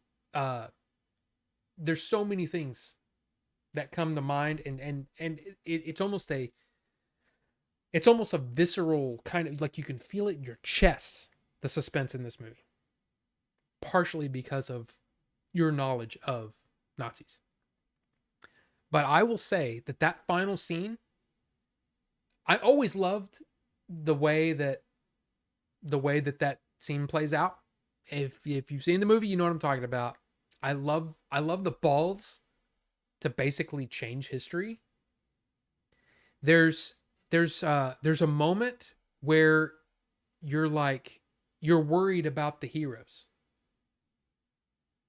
And then if you know history, you're sitting there going, but wait a minute. It can't be like this, because this isn't how things went down. How are they going to get out of it? It's not like you're rooting for the Nazis, but you're kind of wondering what the hell, right? And then I remember seeing this in the theater thinking, the son of a bitch changed history. The dude had the balls to say, we're changing it. And especially, okay, look, I'm not going to get political here, but there are things that have been happening in our country. There are things that have been happening globally that are affecting, right? And some of you, I don't want to get into it, but some of you might sit on one side of this discussion. Some people might sit on the other side. I will say that for me, watching this was not only a visceral experience, it was cathartic. I loved it. I loved this so much, and I think that this is, I think it's his best. I think this is Tarantino's best. Now, the Jackie Brown is an important turning point, I think, in Quentin's career.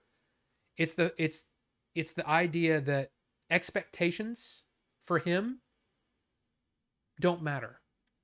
Everybody wanted him to top Pulp Fiction, and then he comes out with this very, very subdued character study using two actors from from 70s, whatever. And there's a lot of stars from the 70s. Sid Haig plays a judge in this, who somebody said that I look like Sid Haig, and I still don't get that, but whatever. Anyway, I appreciate it, but I don't get it. I don't see it. But this was a big turning point for him. But this is where, to me, he used all his skills to make something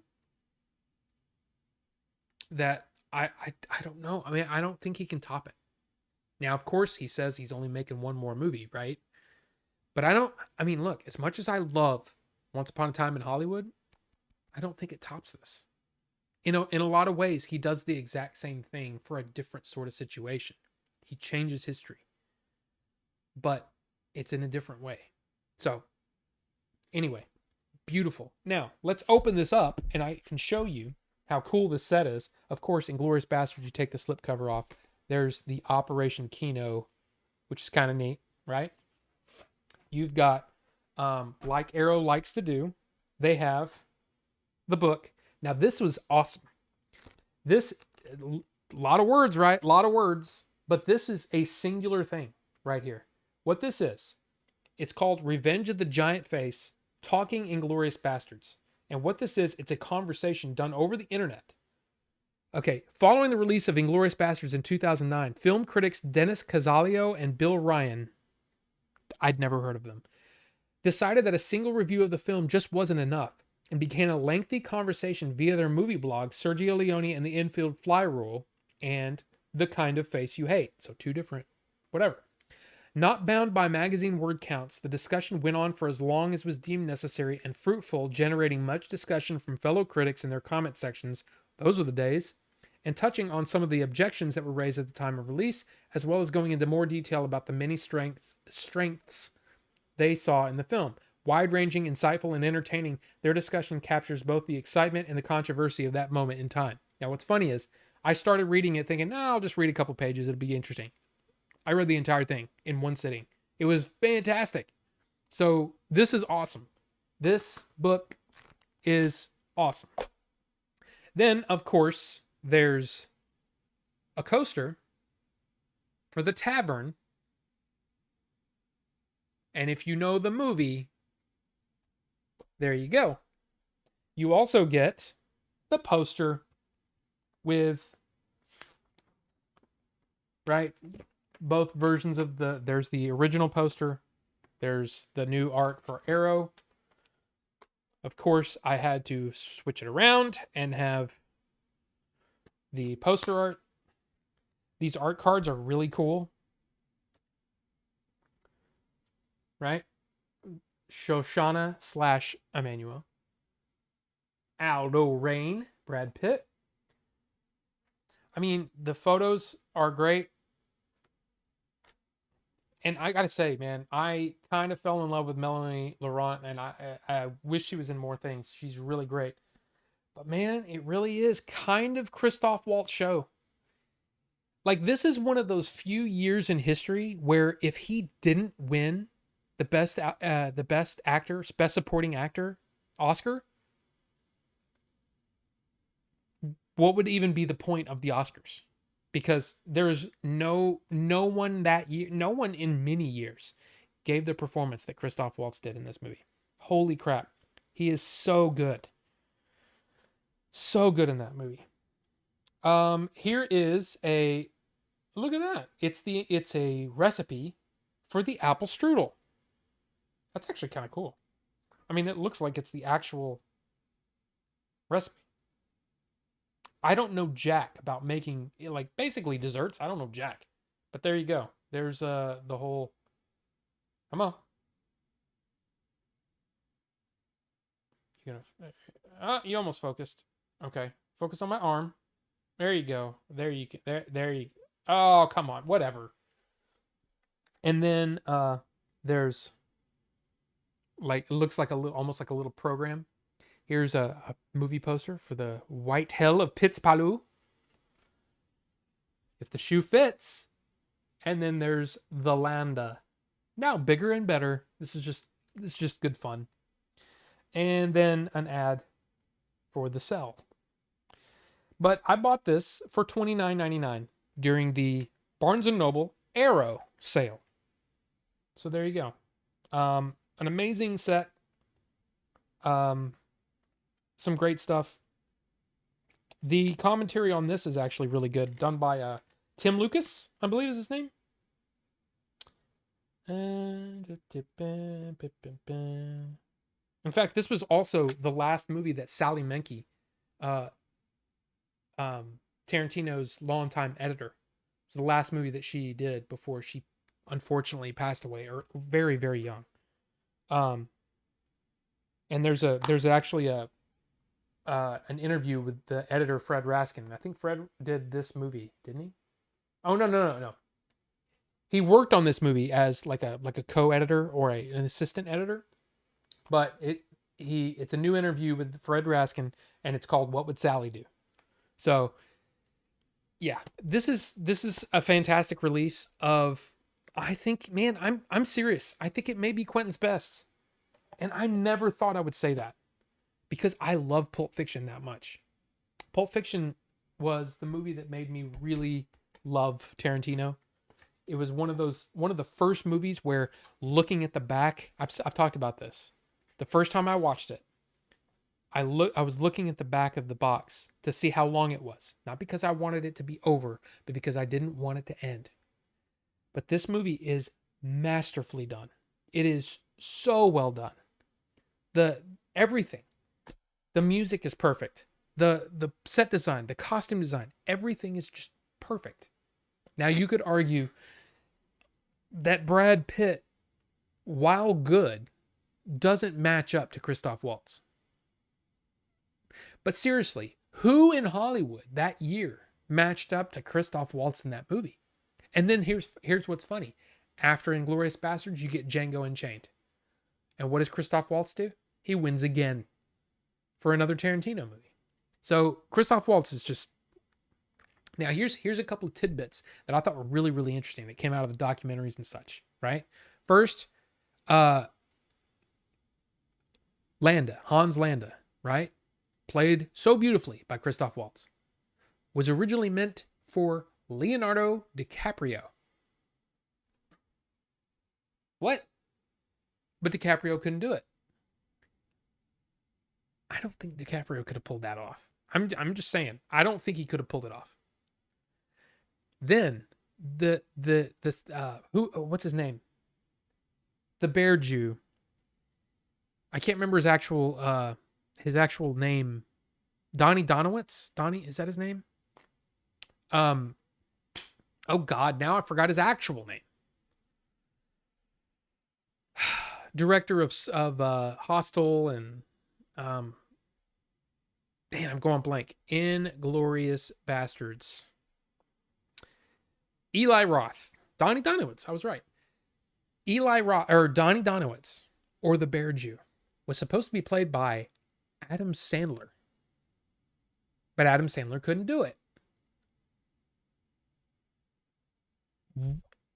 How different would that movie have been if that was Adam Sandler? That's crazy. That's crazy. That was crazy to me when I saw that. And then there was someone else that was I'm trying to think. Anyway, all I can say is I'm putting my foot down.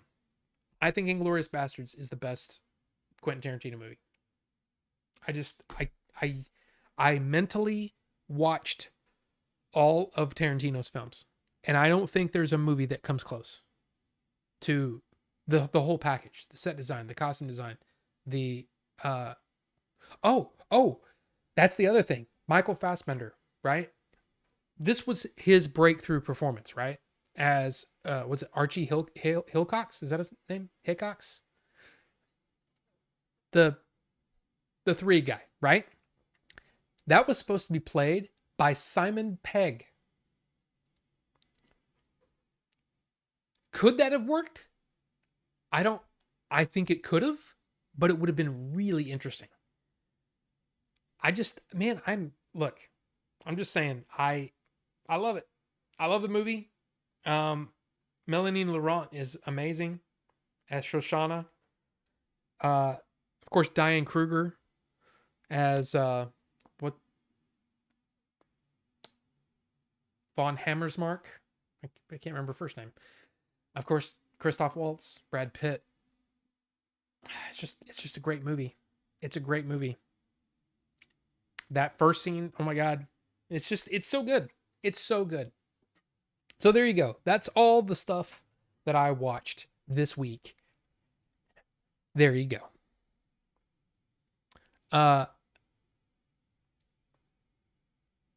To be honest, I'm not much of a Pulp Fiction person. It was way overhyped for me. See, yeah, I saw it relatively quickly.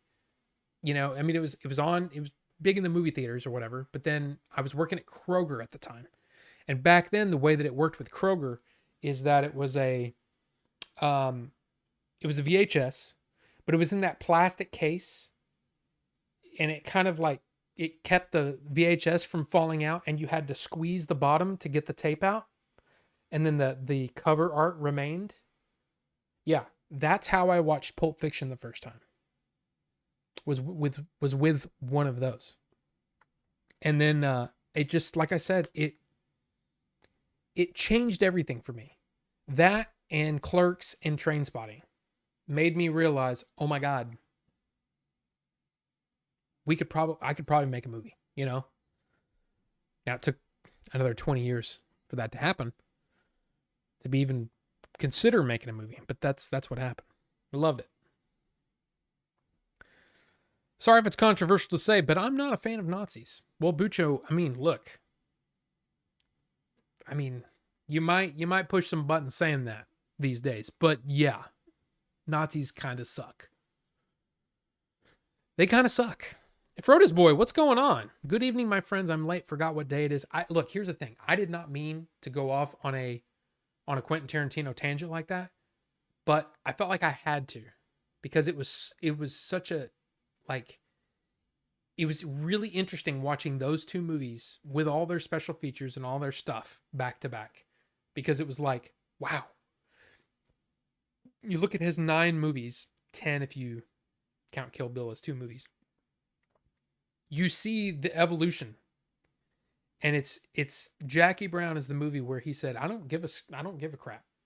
I'm gonna make the movie that I want to make, and I think this is what I want to do. He stuck to his guns. He made the movie. Is it as successful as his other movies? I don't think so. But man, what a fantastic movie. I mean, it's really, really well done. But then a few movies later, he comes out with Inglourious Bastards, and oh my God, so good. So anyway, sorry. She's a baddie screenshotted. You're talking about I'm guessing you're talking about Melanie Laurent. She's yeah. You've totally got to make that strudel on stream some night. I don't know. I don't think so. But hey, how's it going, Not Carrie? Good to see you. I'm not a baker or a shaker or a candlestick maker. No, I've never been good at baking, and it would be interesting to put it together, but yeah, I don't know. On stream, that would be crazy. That'd be crazy. We're gonna have to come up with a new tier on the on the channel members to get me to bake on stream. Yeah, sure, it's a good movie and all, but we all know the Fast and Furious is filmed leagues better. Life gives you pink eye and then you cry. Derek, I mean, that's true. This isn't pink eye. I'm pretty sure. Dude, if it's pink eye, I've been spreading it everywhere. Because I've been like, yeah, I've been all over the place.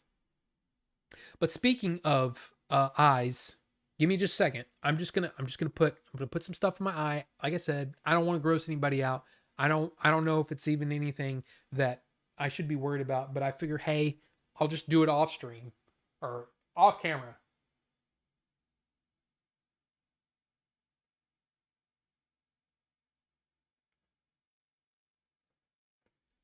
And that way it doesn't freak anybody out, because I don't like eye stuff. Eye stuff oogs me out. But see, now I've got like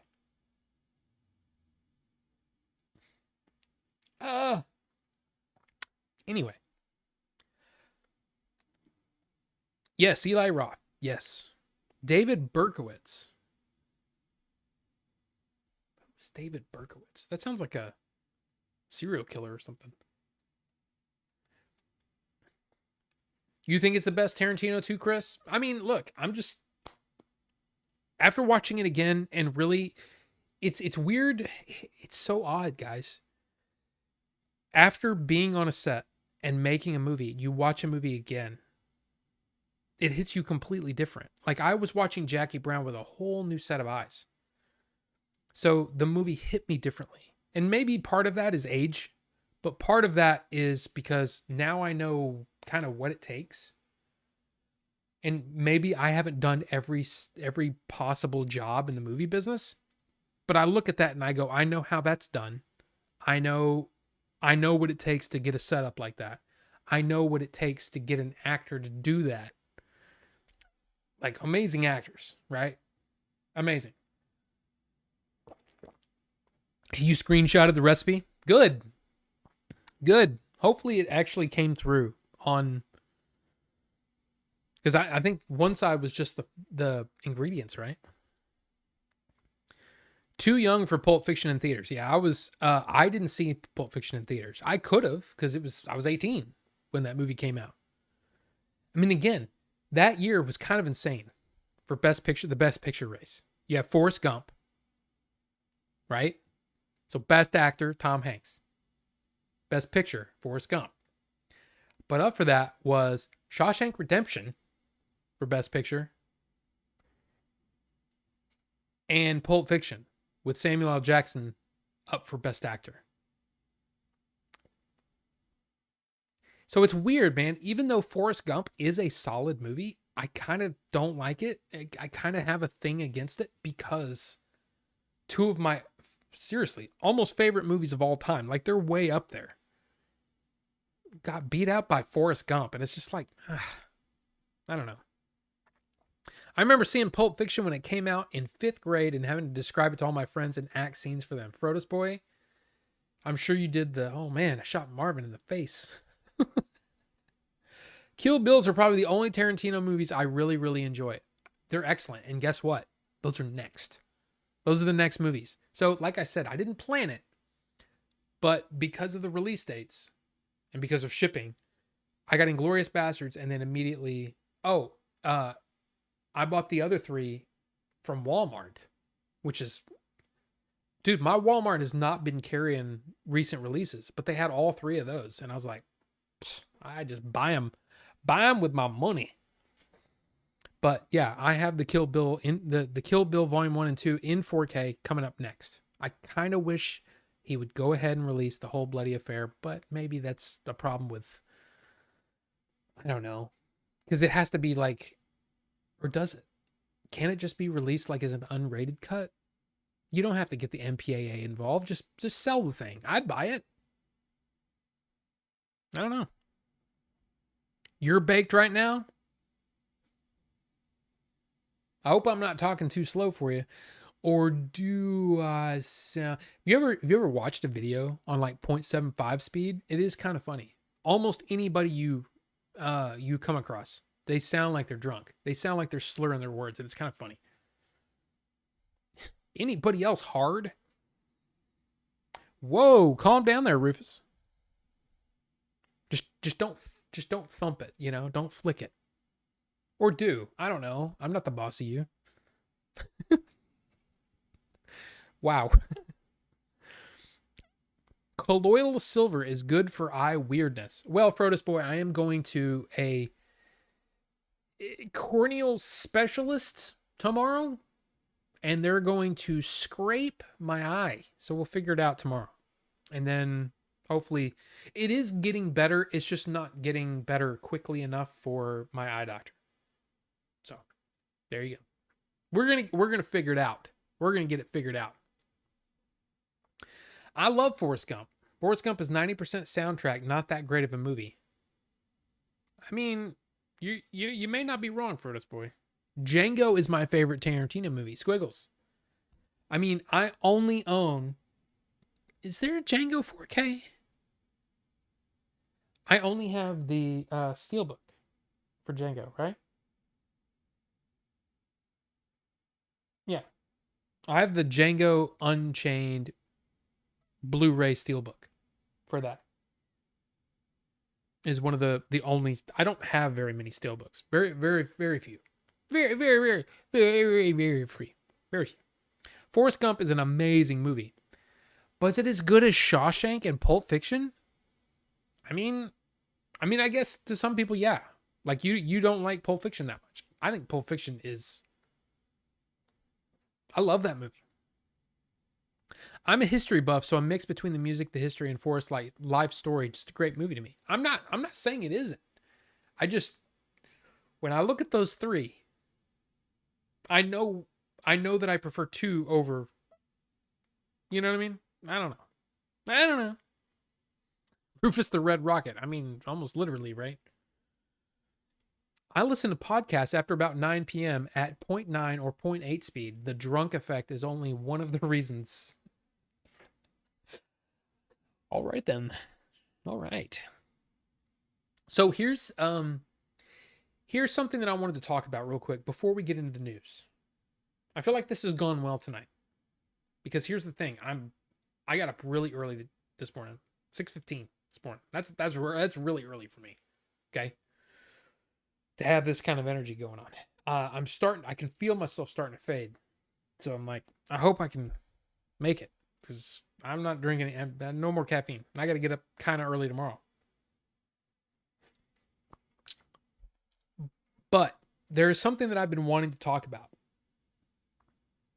And movies to me are not just, a thing. It's memory. There's so many movies that I remember where I was when I saw it the first time. I remember what theater I was in. I remember who I was with. There's so many movies that are not just, hey, I like this movie, or I didn't like this movie, or whatever. These are who I was with. And these are the experiences. I mean, I know that one of the things about the Game Chasers is it's not just the game, it's the memories attached to that game. It's the nostalgia, it's the family members, it's the person who bought it for you, rented it for you, you played with them, whatever, right? It's all of those things together. But I was thinking about this whole situation with movies and the way that I can remember, in a lot of cases, I can remember exactly, I can tell you what movie theater I was in when I saw it. Like I remember I saw Raiders of the Lost Ark in 1981 with my mom at the Forum 303 Mall at the AMC Forum AMC 4. I think it was 6. I think there were 6 theaters in that Forum theater. I think I actually saw E.T. there a couple of times at least. But I remember seeing it there in 1981. I was 5 years old. 5. Maybe too early to see Raiders of the Lost Ark. But apparently my mom didn't think so. She took me one day. She took me over there and we watched it. It's amazing. Love it.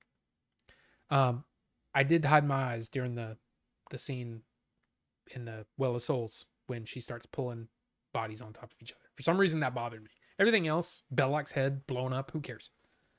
Cool. But I remember that stuff. You know, I remember seeing Return of the Jedi. The first time I saw Return of the Jedi in 1983, I saw it in the theater at the General Cinema at the Six Flags Mall, which is no longer there. That building's gone. Completely gone. But I remember seeing it there. I remember waiting in line to see it. I remember those things. I saw E.T. 6 times in the theater because that was a movie that you shared with everybody you knew, right? My at that time, I don't think my grandmother had been out of the house to do anything other than go grocery shopping in years. And yet we took her to go see it. We took her to see Empire Strikes Back. She loved Yoda. Loved Yoda. But anyway, it's weird, man. It's to me, it's all about those. I mean, it's not just about the movie itself. It's about the memories, right? But I started thinking about that, and I started thinking about what I used to do as a kid, and it was one of the things that my family used to do after we watched a movie. We didn't talk about the things that we hated. We didn't talk about, oh man, this movie sucked and here's why, and rattle off a list of, you know, I mean, why was this person cast or why was this, no. One of the goals was, what's your favorite part? What was your favorite part? What was your favorite scene? What was your favorite actor? What was your favorite, you know what I mean? It was pointing out, and this is something that I don't think was intentional on my parents' part. Maybe it was. I never thought of my mom and dad as this positive, I guess. Maybe it's because they fought all the time. I don't know. But it was one of the things that we always used to do on the way home. It was, well, what was your favorite part? And it was something that maybe it made me love the movie more because I'm talking about the best things about the movie. Maybe, I'm just saying, but maybe we ought to get back into that habit. Now, I kind of already do that. I don't typically talk bad about, like, I try to talk about the things the movie does well, right? I try to, I try to balance things, I try to be critical, but I also try to talk about the things that I love. And maybe that's one of the things that we need to do more, maybe that's what we need to look at the world that way a little more, maybe. I'm just saying, a little bit of positivity. And this is going way beyond the scope of this argument or this idea. But, there's a lot of hate going on in the world. We've all seen it. And it can really, God, it can make you feel helpless, right? The news is just like, geez, man. Jeez. Okay. So that's happening now. Okay, great. And it can just bring you down. But we really, unless you work in the government somewhere, we really don't have that kind of control. So all we can do is try to make the best of what we can do. That's what the Serenity Prayer, again, I'm not religious person, but the Serenity Prayer has a lot of logic in it. You know, let me I can't remember how it goes, but it's basically, don't worry about the things you can't control. Worry about the things that you can control. Worry about the effects that you can have. And that could be on your family, on your friends, on your community, right? And we are a community. So maybe, and we already kind of practice this, right? We're a pretty positive bunch here. And I think it all comes from, you know, a lot of it stems from the top down, you know, and we don't take a lot of, you know, like, I'm sure if like one of those Snyder Bros got in here, we'd probably talk him down. We'd probably, dude, you're an idiot, okay? Because you're looking at this from the wrong situation. And I'm talking about the cult bros, not people who just like Zack Snyder movies, because I like Zack Snyder movies, but I wouldn't consider myself to be one of those people. I'm just trying to say, maybe we can have an effect. Maybe if we take, you know, a little bit of that frustration or whatever, and let's just say, you know what, I'm going to turn that into a positive. I'm going to see how we can turn this around, you know? Oh, Rob, that sounds so old-fashioned. Turn that frown upside down. I'm just saying, we can have a positive effect. And I feel like we all have that kind of power. We just, you know, I don't know, treat people the way they ought to be treated. I don't know. I guess that's part of what I was thinking. Like I said, I watched a bunch of movies this week. One of the things that I love to do, and just thinking about the places that I was at the first time I saw Inglourious Basterds. First time I saw, well, Jackie Brown, I rented. I didn't see that in the theater. You know, and then of course, you know, thinking about Raiders. Thinking about my mom. You know, and that. Some of my best memories are with my mom, with us going to movies. Which, you know, if you think about it, it's kind of sad, because it's like, oh, you mean a place where you sit in the dark and don't talk? I mean, yeah. I mean, because it was part of the experience was afterward and going to get something to eat and then talking about the movie. What'd you like about it? You know, oh, I liked it when you know, Indy just shot the guy. You know, instead of, you know, I mean, just there's so many, it's kind of like, think about the things that you liked about it. I don't know. I'm just ranting now. So I'll stop. Anyway,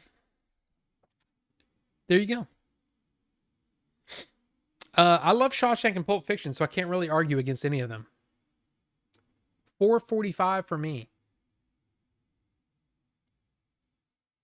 Oh, wait, what? Not sure what that means.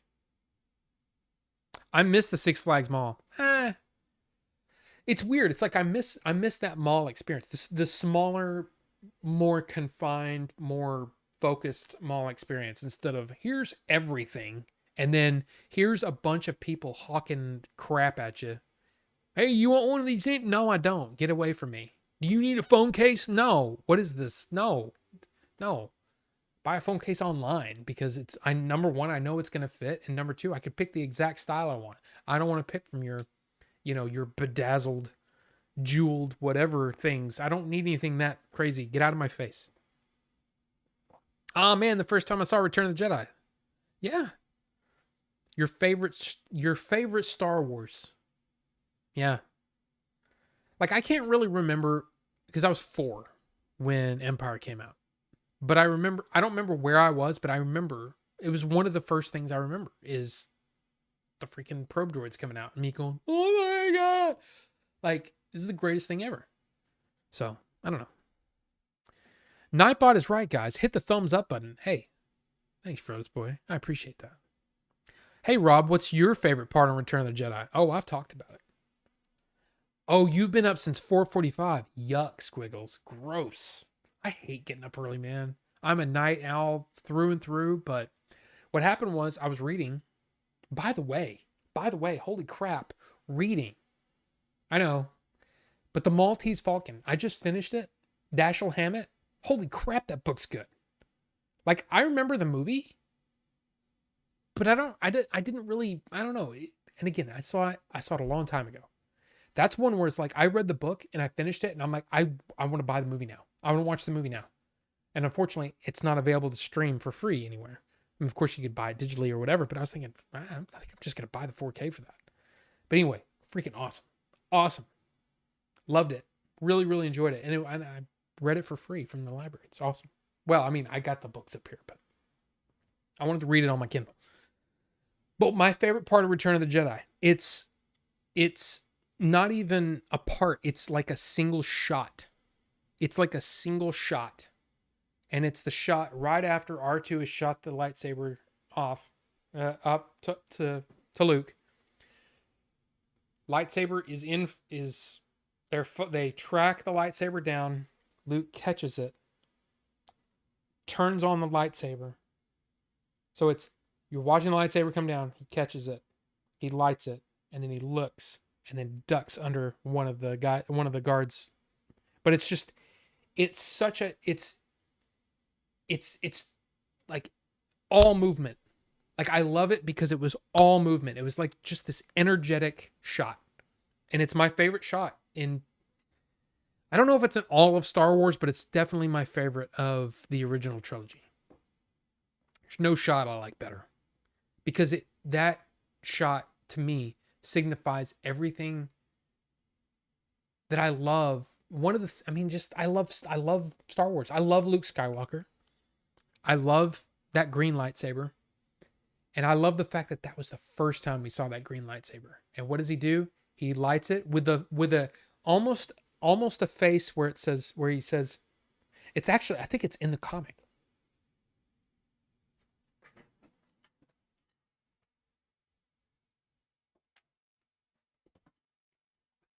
Anybody have this? Look at that. And it's chewed up. My dog's chewed it up. But I still have it. Let me see if I can find it. I think he actually said in the comic, he says finally. Oh, no, he doesn't.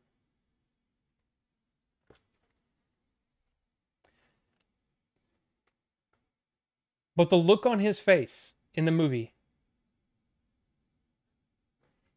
is a look where it looks like he says final. Like in his head, he's like, finally. And I love it. And it's and think about that. Like seeing that for the first time, your mind is blown. Because so many things are going through your head. Oh my God, he's got a lightsaber. Oh my God, it's green. And then he's in this action scene and he's taking out the guards and it's like, oh my God, it's like that. It's like the ultimate, oh shit, holy crap, this is awesome moment. And I love it. And Return of the Jedi is not my favorite of the trilogy. In fact, it's my least favorite of the three. But I love that scene. It is that shot, that single shot. Favorite shot probably in the whole trilogy. I'd have to watch them all again and really pay attention. I could probably tell you, here's my favorite single shot of Star Wars. I mean, of all the movies, even the sequels, the horrific sequels. But I could probably tell you. In fact, I'm almost positive my favorite single shot in The Last Jedi is the shot of the AT-ATs, the sun's going down. We've talked about it. I think I've even shown it on stream. Luke is on the right side, the extreme right side of the frame. And it's just a gorgeous shot. It's absolutely gorgeous. So yeah.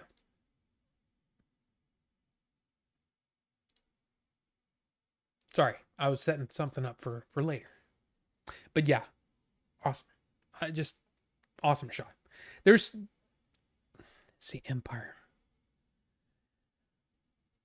What's my favorite shot in Empire? Maybe one of the final shots. The shot of behind Luke and Leia and C-3PO and R2 watching the Falcon fly away. That's a good one.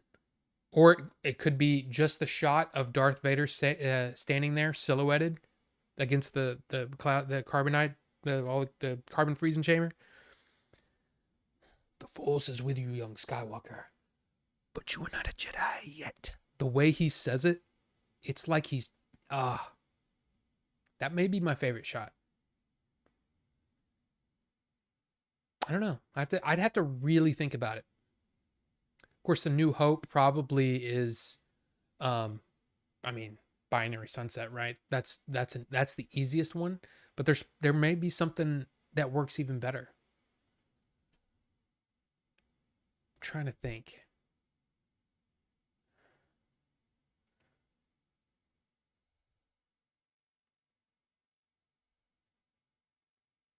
Anyway, I don't know. I have to really think about it. Vinny, what's going on, Vinny? And Phil Holland, welcome, Phil, too. Welcome to you guys. Yeah, Night Owl, man, just a freaking Night Owl. Take another example. A bunch of sad individuals have reviewed bombed Ironheart before it's even premiered. It's a minority of idiots online. What can you do? Yeah, and the thing is, there's a lot of people who have said, yeah, the first 2 episodes are kind of, but the 3rd episode actually ends really well. And then apparently the whole series ends really well. But the thing is, I got to be honest, I still haven't watched Wakanda Forever. And part of it was because I had heard it was okay, but I just never got around to watching it. I don't know. Sorry, I need to go back because we're missing stuff. The whole world needs positivity. I mean, the thing is, I mean, the whole world works off of, how much can you take? How, like, they don't care about the consequences of their actions. I mean, well, we'll talk about the movie theaters doing stuff, but I mean, there's a lot going on. Seeing The Mummy 2 right before the summer with all my friends was great. Tickets were hard to get. Everyone got together. Epic. See, that's the thing that I miss about the midnight screenings was the standing in line part.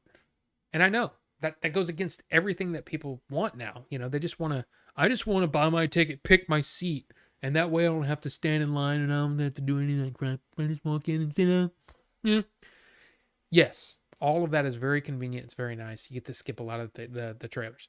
But part of the experience was you're standing there waiting. You might be talking to one of your best friends, or you're talking to your wife. Hopefully, your wife is one of your best friends, or your girlfriend, or your boyfriend. I don't know. I don't know how you roll. Whatever. I don't know. But you're talking to somebody you like. You're talking to them, and then somebody else says something, and you hear it, and you laugh. It's funny. And then they go, oh, what? And then all of a sudden you're talking to people you don't even know. And what's the thing that's, I mean, black, white, doesn't matter what color you are, doesn't matter what race you are, doesn't matter anything. None of that stuff matters. You're all there for the same purpose. You're there to go into this movie. You've taken time out of your life to stand in line for a movie. It means something. And it's a different experience. Now you just go in and everybody's like, oh, I don't get it. I don't get it. Why would you pay money to go sit and bother other people? Why would you go pay money to go sit in a movie and talk? Or play on your phone? What are you doing here? You're wasting your money. You're wasting your money. You're wasting my time and my money. Because now I got to watch you instead of watching the movie that I paid to see. I don't get it. But other than that, there's all the other stuff going on in the world. I mean, I get exactly what you're saying. It's crazy. It's crazy. What was your favorite part of Inglourious Basterds? You gave 4 scenes before. You have to choose only one moment now.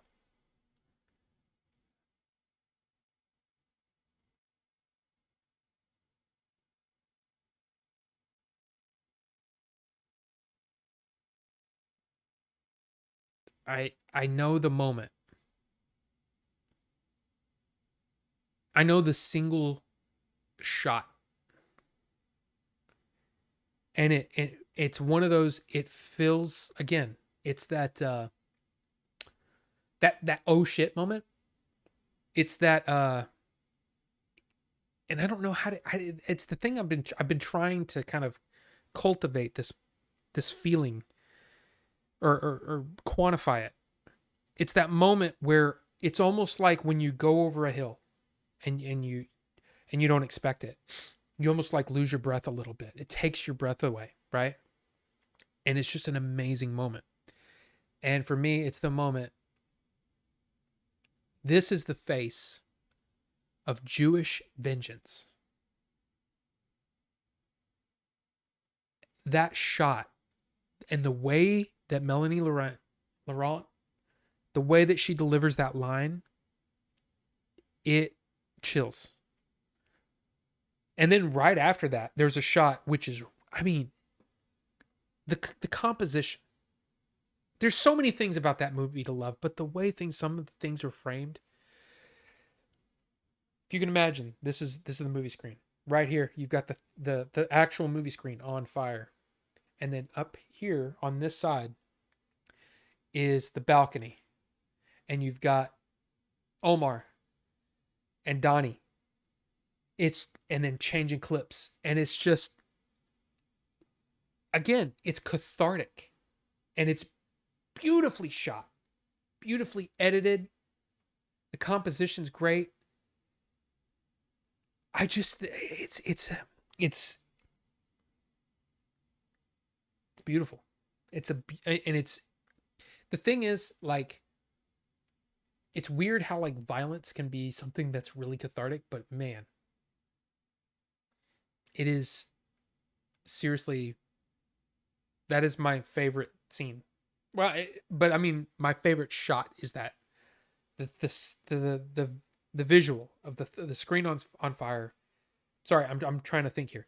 The screen on fire, and I don't think you can see her face yet. Again, because the thing goes up in flames. I think it's just the fire. This is the face of Jewish vengeance, or something like. And I think that's the line. But it's man, it hits. It hits so hard, and again, catharsis.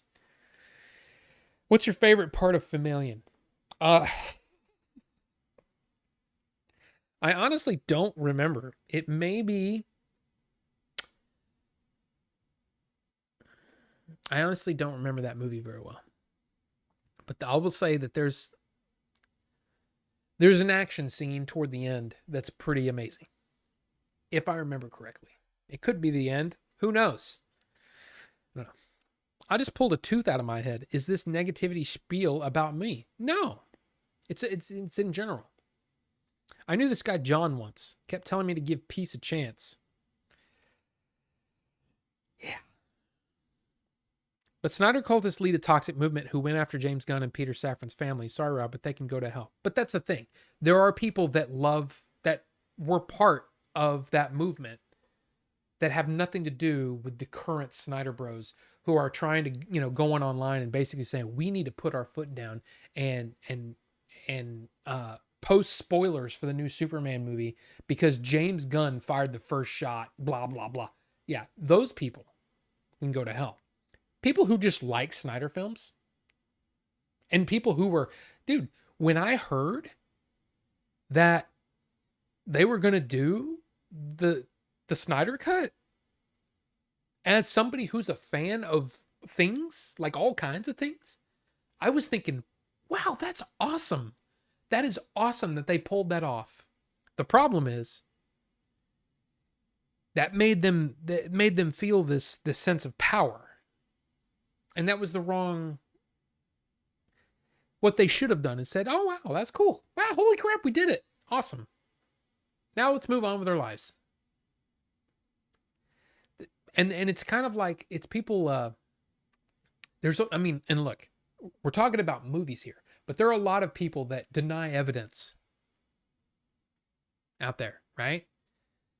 These people don't think about the fact, don't seem to be that much of a Snyder fan, because why wouldn't you have seen the picture of James Gunn and Zack Snyder basically, with arms around each other? They don't remember that James Gunn was a writer for Zack Snyder on his Dawn of the Dead, or whichever of the Dead he did. Not the Netflix one, the one that starts out with an amazing, holy crap. James Gunn wrote for Zack Snyder. They've worked together many times for months, years maybe. Who knows? I don't know. But I know he worked on that movie that Zack Snyder directed. There is no ill will. Why would you try to torpedo your hero's friend's movie? That makes no sense. Anyway. Sorry, I'm ranting a lot, and I apologize. Take another example. A bunch of sad individuals reviewed... Oh, yeah, Ironheart. Yes. Yes. The Ironheart thing, I mean, look, it doesn't... I don't know if I'll ever watch it, but I'm going to keep my eye on it. Drama Cat. Did I like the 2009 G.I. Joe Rise of Cobra film? If it's the one that I'm thinking of, not really. But see, that's the thing. Just like the Transformers films, none of those movies are for me. They're not for me. The studios said, hey, we have this IP. We want to get a new crowd because the people that originally liked this stuff, they're aging out. So we need to grab a new crowd. That is for younger folks, not me. No. I watched it and went, no, that's not for me. I honestly barely remember it. So I watched Star Wars for the first time when I was 20 back in 2015. I remember liking Jedi the most, then Empire, then New Hope. See, there you go.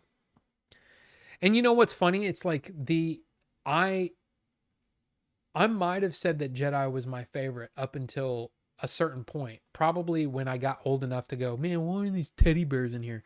But I just think that Empire is such a radically different feeling movie than New Hope and Jedi. I don't know. I really love it. I don't know. They were fun, but went off the boil. See, I don't remember. I don't even know. Vinny, did I say hi to you? I did. Hi, Vinny. This is not Minecraft. No, it is not. Going back on rewatches, I'd probably say Empire, New Hope, then Jedi. Crazy how drastically things change for me. Oh, there you go. See? Yeah. The double pack big figures I got with the DVD of the G.I. Joe movie was awesome. The black and white ninja. You mean Storm Shadow and Snake Eyes? Posted my tooth to Discord. It looks like a walnut. What? You actually pulled your tooth out? Wow. I have ordered the Critters box set from Anchor Bay, UK, and a movie called Lady Reporter, which is probably not your thing. It's American martial artist Cynthia Rothrock's first Hong Kong movie. Now, here's the thing. I've never seen, I'm just being completely honest, I've never seen a Cynthia Rothrock movie that I enjoyed. But I've watched a lot of martial arts films lately, and I probably am a bit more forgiving. So maybe it would work for me. I don't know. Me, my wife, and my girlfriend. Well, Vinny, you are one of those special people that, hey, do it, man. Do it.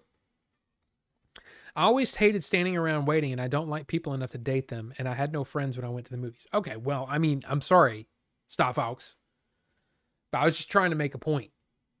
You make a connection, and I think that's part of the problem with the internet, period, you know, is that we've some of us, and maybe it's just because we're talking about the younger crowd, and there's probably, I mean, I would say most of us are, you know, in our 30s, probably 30s or higher. And we can still talk to people. A lot of the kids these days, I don't feel like they have any social skills. I don't know. See, man, back in those days, man, I remember those lines were filled with all ages. And I would talk with anyone. If you were in line to see Star Wars with me, oh, we're having a conversation. It's going to happen. And you better be ready for it because I'm coming with the heat. You know, I'm going to ask you, you know, after when Han says the words, looks like someone's taken an interest in your handiwork, right? The next shot is of Ben and Luke kind of doing side-eye stuff. And then there's a shot of the stormtrooper coming toward, and then the stormtrooper walking by. Who is the character on the left side of the frame with Han and Chewie are in the center frame, as the stormtroopers were walking by, who's the character on the left? Name the character on the left. Okay, go.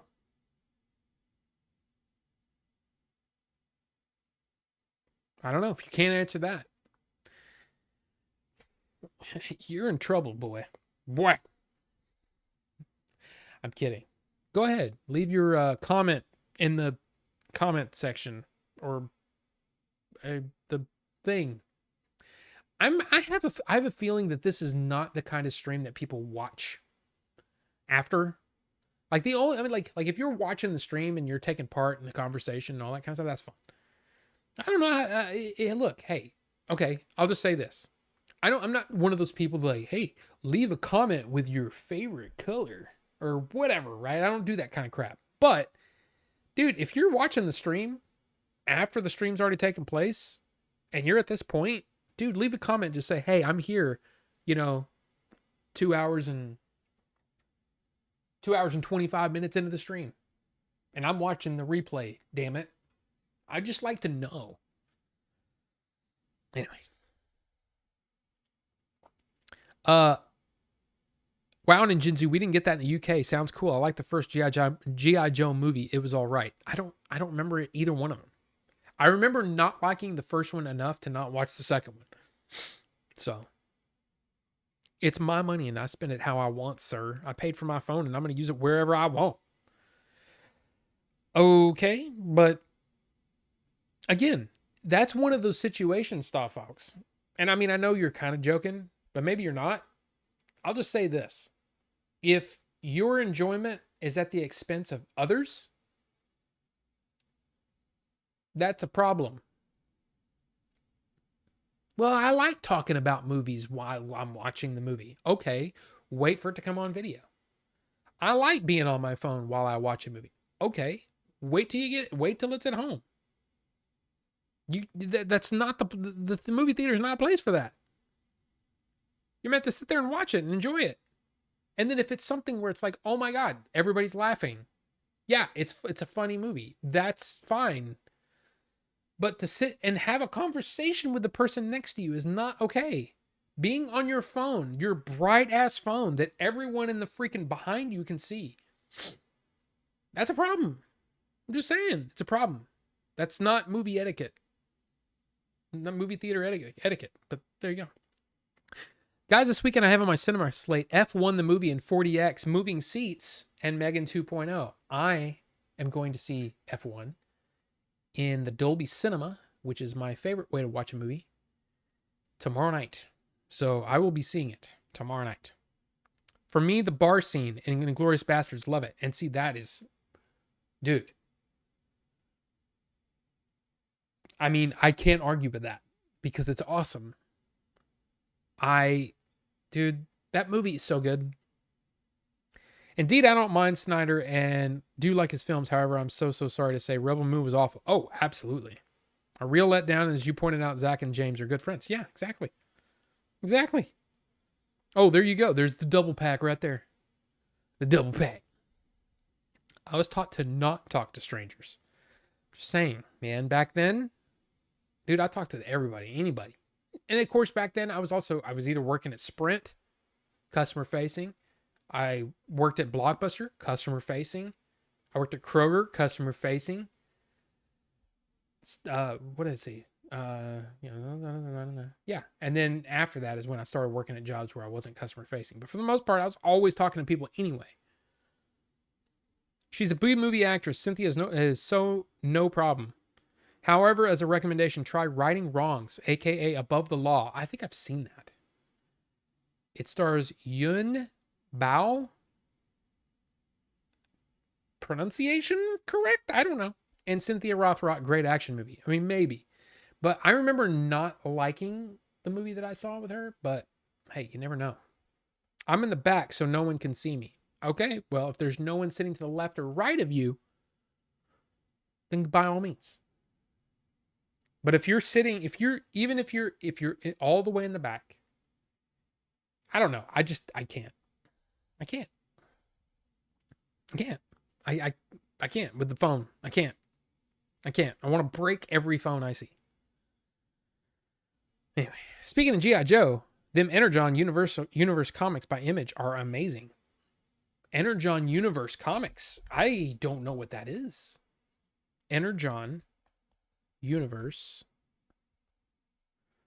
An ongoing comic book franchise and shared fictional universe created and overseen by Robert Kirkman of Walking Dead fame and published by Skybound Entertainment, an imprint of Image in collaboration with toy and entertainment company Hasbro. Huh. Look at there. There's Robert Kirkman right there. Huh. What do you know? Interesting. Might have to look into that. I might have to. Robert Jerkman. I mean, maybe. More like Robert Jerkman. I mean, look, man. Vinny, you need to be careful because somebody might need, some attention on their burns because holy crap. You're bringing it. You're bringing it tonight. I can feel it already. By the way, for those who weren't here earlier, just to let you know, shingles gone, eye still infected, going to a corneal specialist tomorrow where they get to scrape my eye. But anyway, I'll be right back. I need to pee and then do the gel, which means I need to go in there. So, just, smoke if you got them or vape if you got them, or just take a break for a second. I'll be back. I got to pee and then do the thing. Maybe I should do the thing, then pee. No, I got to pee right now. I'll be right back. Okay. And then we'll do the rest of the news and then, yeah, it'll be fun. Okay. Be right back.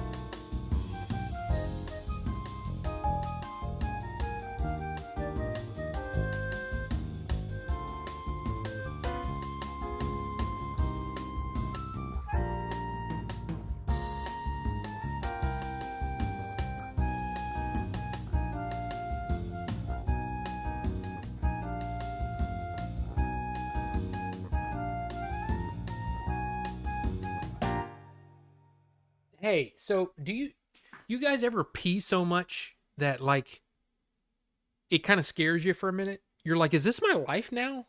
That's a lot of pee and it's not stopping. No? Just me? Okay. I got to go do the eye thing. I'll be right back.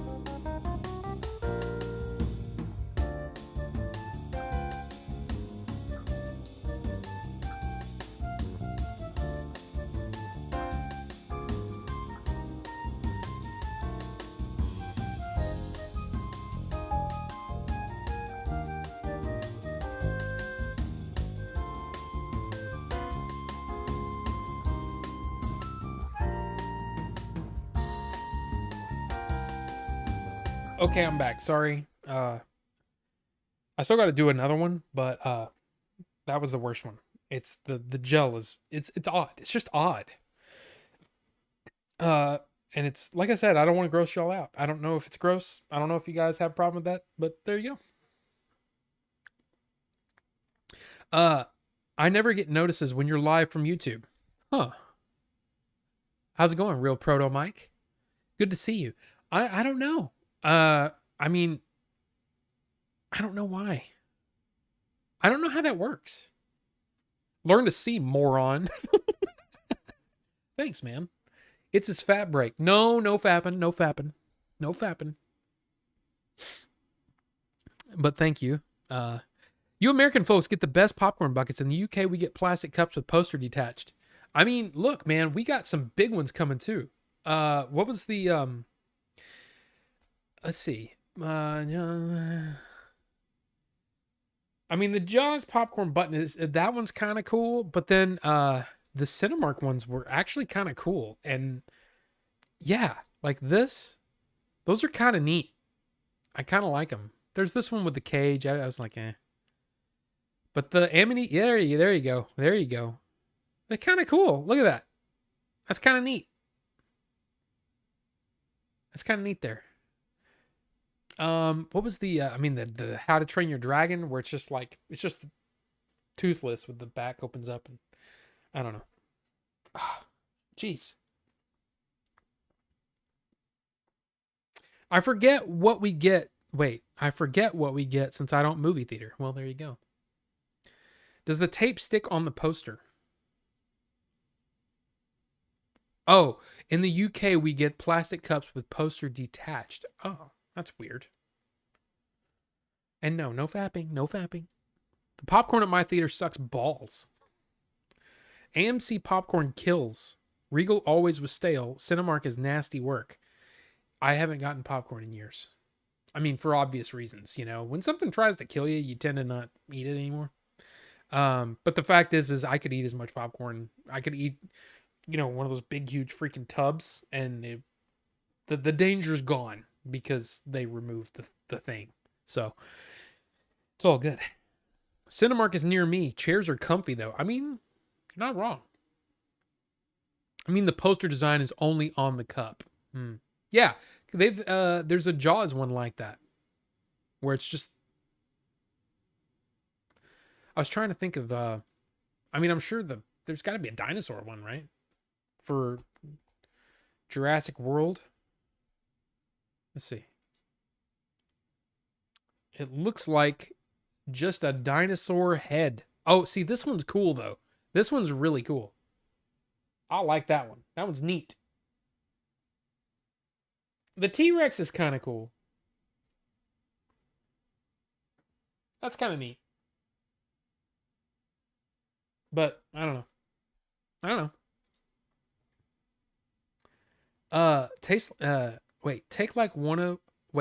Take like one of those 1 minute straight peas. Dude, it felt like, because you know, usually it's like I have never timed them. But yeah, there's some where it's like you've drank a lot of water and then you're like, this is going on a long time. Like, this is excessively long. I mean, this isn't quite Austin Powers level of peeing, but this is up there. You push so hard, the stream almost splits. You push so hard, you're getting. I spit on the camera on the thing. You know, it's like when you do this to the end of a. Anyway, no. Very basic here in the UK. No fancy popcorn buckets. I hope you are having a rad night, Rufus. I'm sorry about your tooth. How drunk are you right now? Rufus? Vinny asked. Oh, Rufus, on a scale of 1 to Rufus the Red, how drunk are you right now? Little eye gunk doesn't hurt. Yeah, it's weird, man. I don't know if you can really see that, but there's like a white spot on my iris. It's weird. Nah, just possible sleep apnea. I have to be tested for it due to the medication I take, they think. Let's see. What do you think of the Superman dog bowl popcorn buckets? I mean, they're cool. I'm not really a popcorn bucket guy. I mean, you might look at that and go, what are you talking about? Because you got, I know, but it's Alien, and look at that. That's awesome. Like the alien head was kind of cool, but then it was like, but what would you do with it?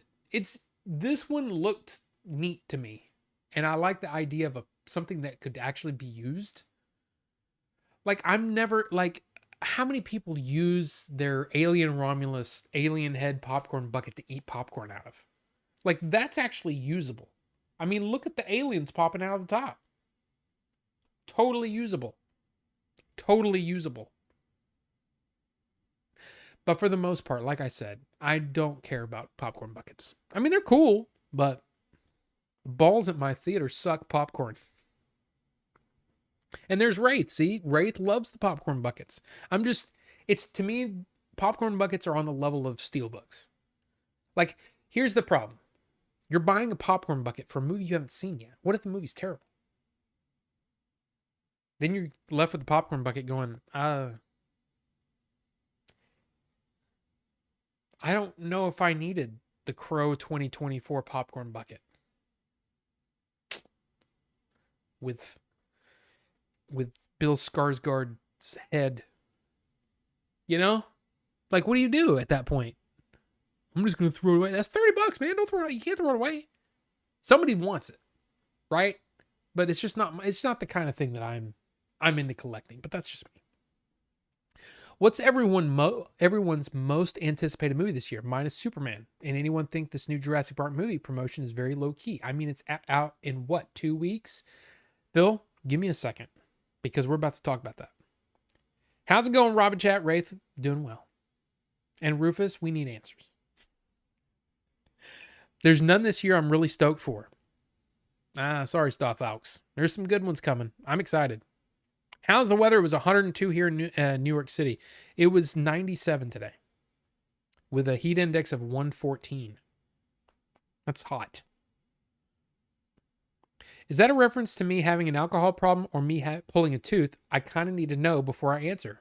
See, that's Rufus, man, coming in with some stuff. And Vinny said yes. A Crow popcorn bucket? I'll take a popcorn bucket of Darla. I mean, I was kidding about the Crow 2024. I don't think they made a popcorn bucket for that. Mine, Ipperman? Oh, Superman for sure. I'm sure that's what that means. Still think the clap TP Borderlands bucket is the best thing from the movie. Yeah. Only thing I'm excited for is Superman. Well, real quick, since I'm caught up, look at this. I don't know if you heard, but the studios are doing this weird thing called, well, I think it's different in the movie theaters, right? Every movie theater chain has a different name for it. For AMC, it's called Scene Unseen. SCENE, unseen, like you didn't see it. Scene Unseen. So what it is, it's a movie where you don't know what you're going to see, but it's $5. Well, word got out that last night's Scene Unseen was Jurassic Park or Jurassic World Rebirth, which doesn't come out. I have my screening is for next Tuesday night, Wednesday morning. So after the stream, basically, we're going to have to end the stream early next week. So 12:01 a.m. on Wednesday. That's when I'm seeing it.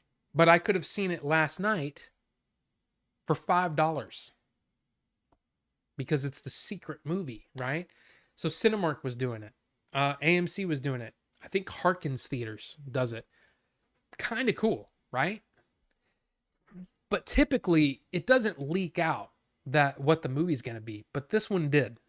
This one leaked out, and a lot of those screenings completely sold out, which was kind of interesting. But the problem was, apparently the movie's not great. And it kind of bums me out. It kind of bums me out a little bit. Because okay. I'll tell you this. I watched Jurassic World. First one with Chris Pratt and what's her face? Howard's daughter. Ron Howard's daughter. I can't remember. Why am I going blank? Isn't it 3 names? Anyway. I almost had it. Bryce Dallas Howard. Thank you, Cosma. Yeah. But yeah, I watched the first one and it made me go, wow, this movie's not good. I did not like that movie. So I haven't watched the last 2. But I saw the trailers for this and thought, kind of, interesting. And then I heard, oh, it's Gareth Edwards. Seriously, Gareth Edwards is one of the directors that I watch. Like, I watch for his movies. Rogue One, The Creator, Godzilla 2014. You may not 100% like the movies, but they're shot really well. And he does action great. So I was really excited just to see that. I watched the John Campea show today. And apparently both John Campea and Robert Meyer Burnett went and saw Jurassic World Rebirth last night. And they're calling it Jurassic World Refund. That's not good. That's not good. Apparently this movie's not great. And now I'm bummed out because I kind of wish I went and saw it. So I didn't have to spend the extra money and I could only spend $5. I could have gotten to see this movie that apparently is not great for cheaper, but I didn't. So I don't know. We'll see what happens, but that's the thing. That's the word.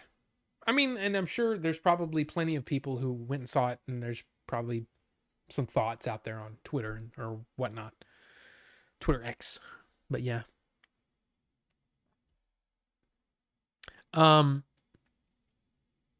Let's see. Superman. Borderlands movie. Wow, that was shite. I didn't see that one. When I first heard what was happening, I was like, oh, Eli Roth making a kind of a big budget movie. Oh, crap. What's her face? Kate Blanchett's in it? Wait, Jamie Lee Curtis? Okay. Wait, Kevin Hart is in it? Oh, okay. All right. I don't know. And Jack Black. All right. I don't get it, but okay. And then I kept hearing so many bad things, so I didn't watch it. The only movie I'm watching next is F1. I don't give 2 craps about established franchise movies. However, F1 looks incredible. I'm all for watching original films. Wraith, you're absolutely right. But technically, Superman's a new franchise. I'm just saying. It's a completely new take.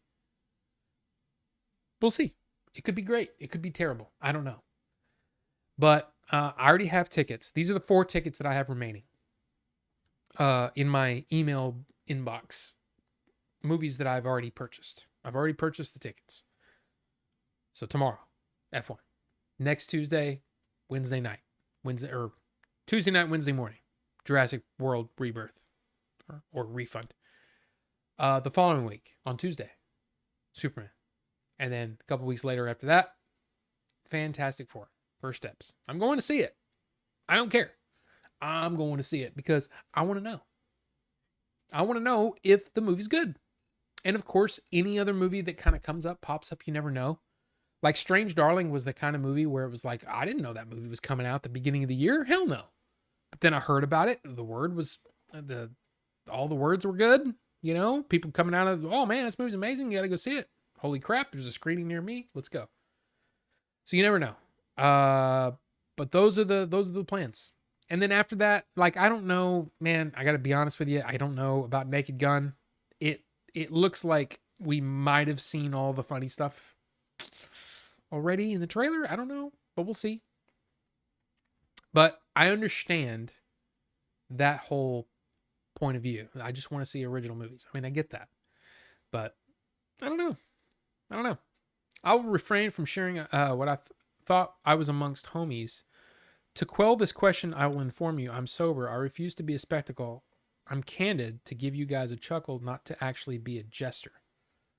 Well, Rufus, that's, I mean, number one, it's, I don't think that's what he meant. Oh, he even says, I meant that in love, Rufus. I mean, I hope you don't take offense to that. I mean, it was meant to be funny. Vinny's a funny guy, but I have actually seen Vinny push buttons.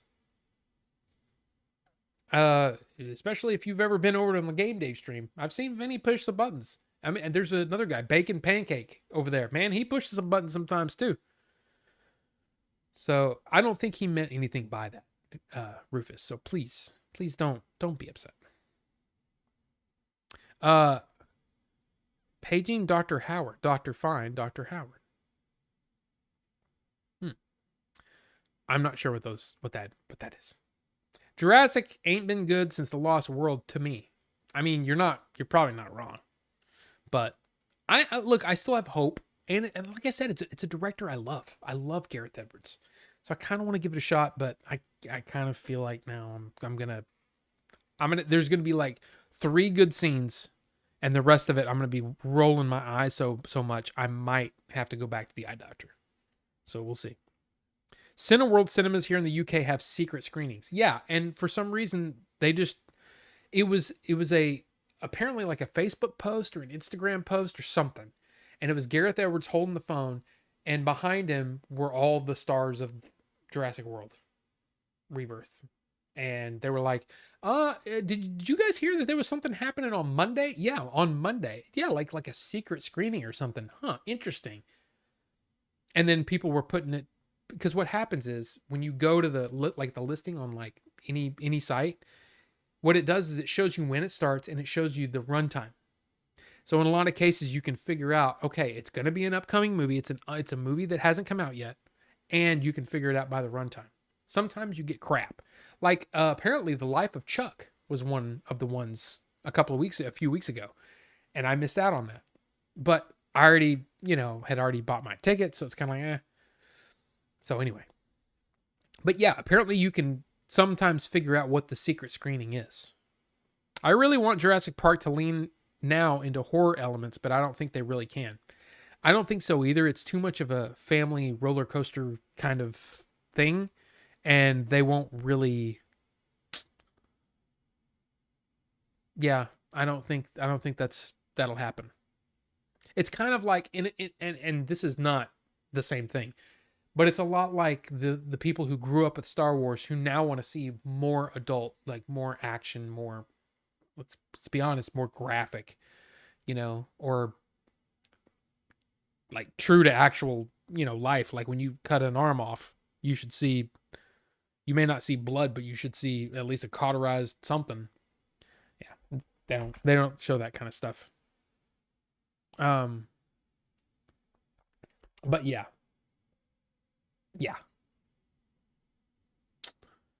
I just don't think the Jurassic franchise is in that space. I'll share a lane for my friends, the Black Eyed Peas, and ask, where's the love? Rufus, yeah, it's okay, man. It's all good. It's all good. What are you saying about this new Jurassic Park movie? It does not surprise me. However, I will go watch it as Scarlett Johansson is fit. I mean, you're not wrong, but I can just go on IMDb and scroll through pictures of Scarlett Johansson if that was the only reason I was going to watch it. You know what I mean? So I don't know. I got Borderlands tickets for $5 and still feel ripped off. I mean, wow. Wait, I've secretly relapsed you guys now. I've kept it secret from my community. Rufus, I mean, I'm sure we'll talk about it in the thing, but I'm sorry. I'm sorry to hear that. You got this. This channel isn't about my struggles. Let's save that for the DVD commentary. I mean, okay. Borderlands, I've seen way worse movies. It's watchable. Wait. This channel isn't now about my struggles. Okay. Naked Gun looks like it's trying too hard. Hate to say it. I mean, you're not wrong there. Have to correct my correct. No wonder. Have to correct my correct. No wonder you think I'm drunk. I mean, that's possible. Who will rule July 4th if Jurassic is bad? I almost said House the Dragon. How to Train Your Dragon. Carbonite. Welcome, Carbonite. Good to see you. Welcome.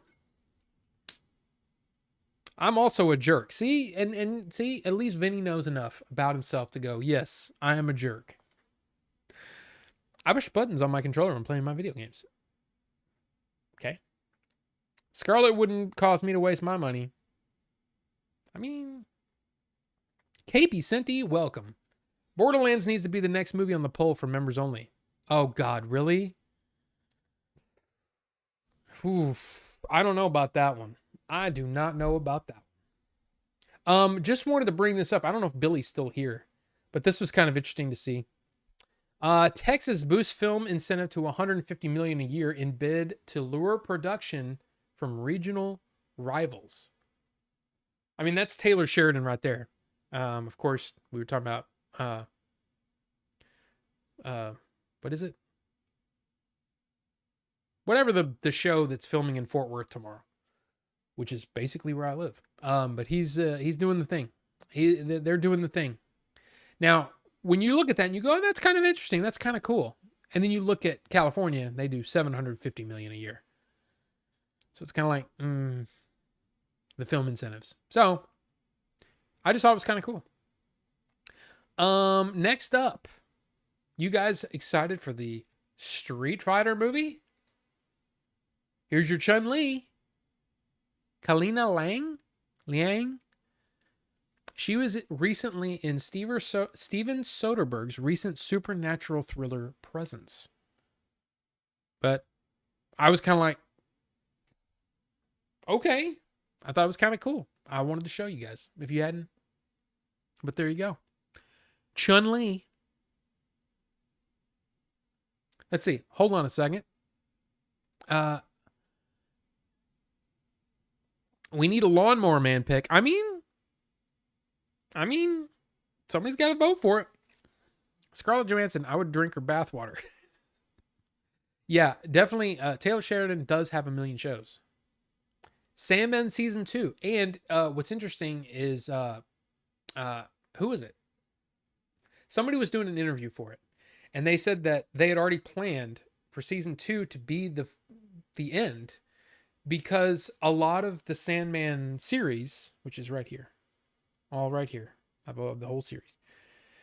A lot of the Sandman series are side stories in that universe. That Sandman himself is not in a lot of that. So they planned on season 2. They first planned 4 seasons. Then they went down to 2 seasons. And then with only a couple of weeks left to go on season 2 is when the news broke about Neil Gaiman. So we're still getting Sandman season 2. I'm excited for it. I'm excited. I'm excited for it because I love Sandman. I don't. I mean, look, I do care, but man, the story's so good.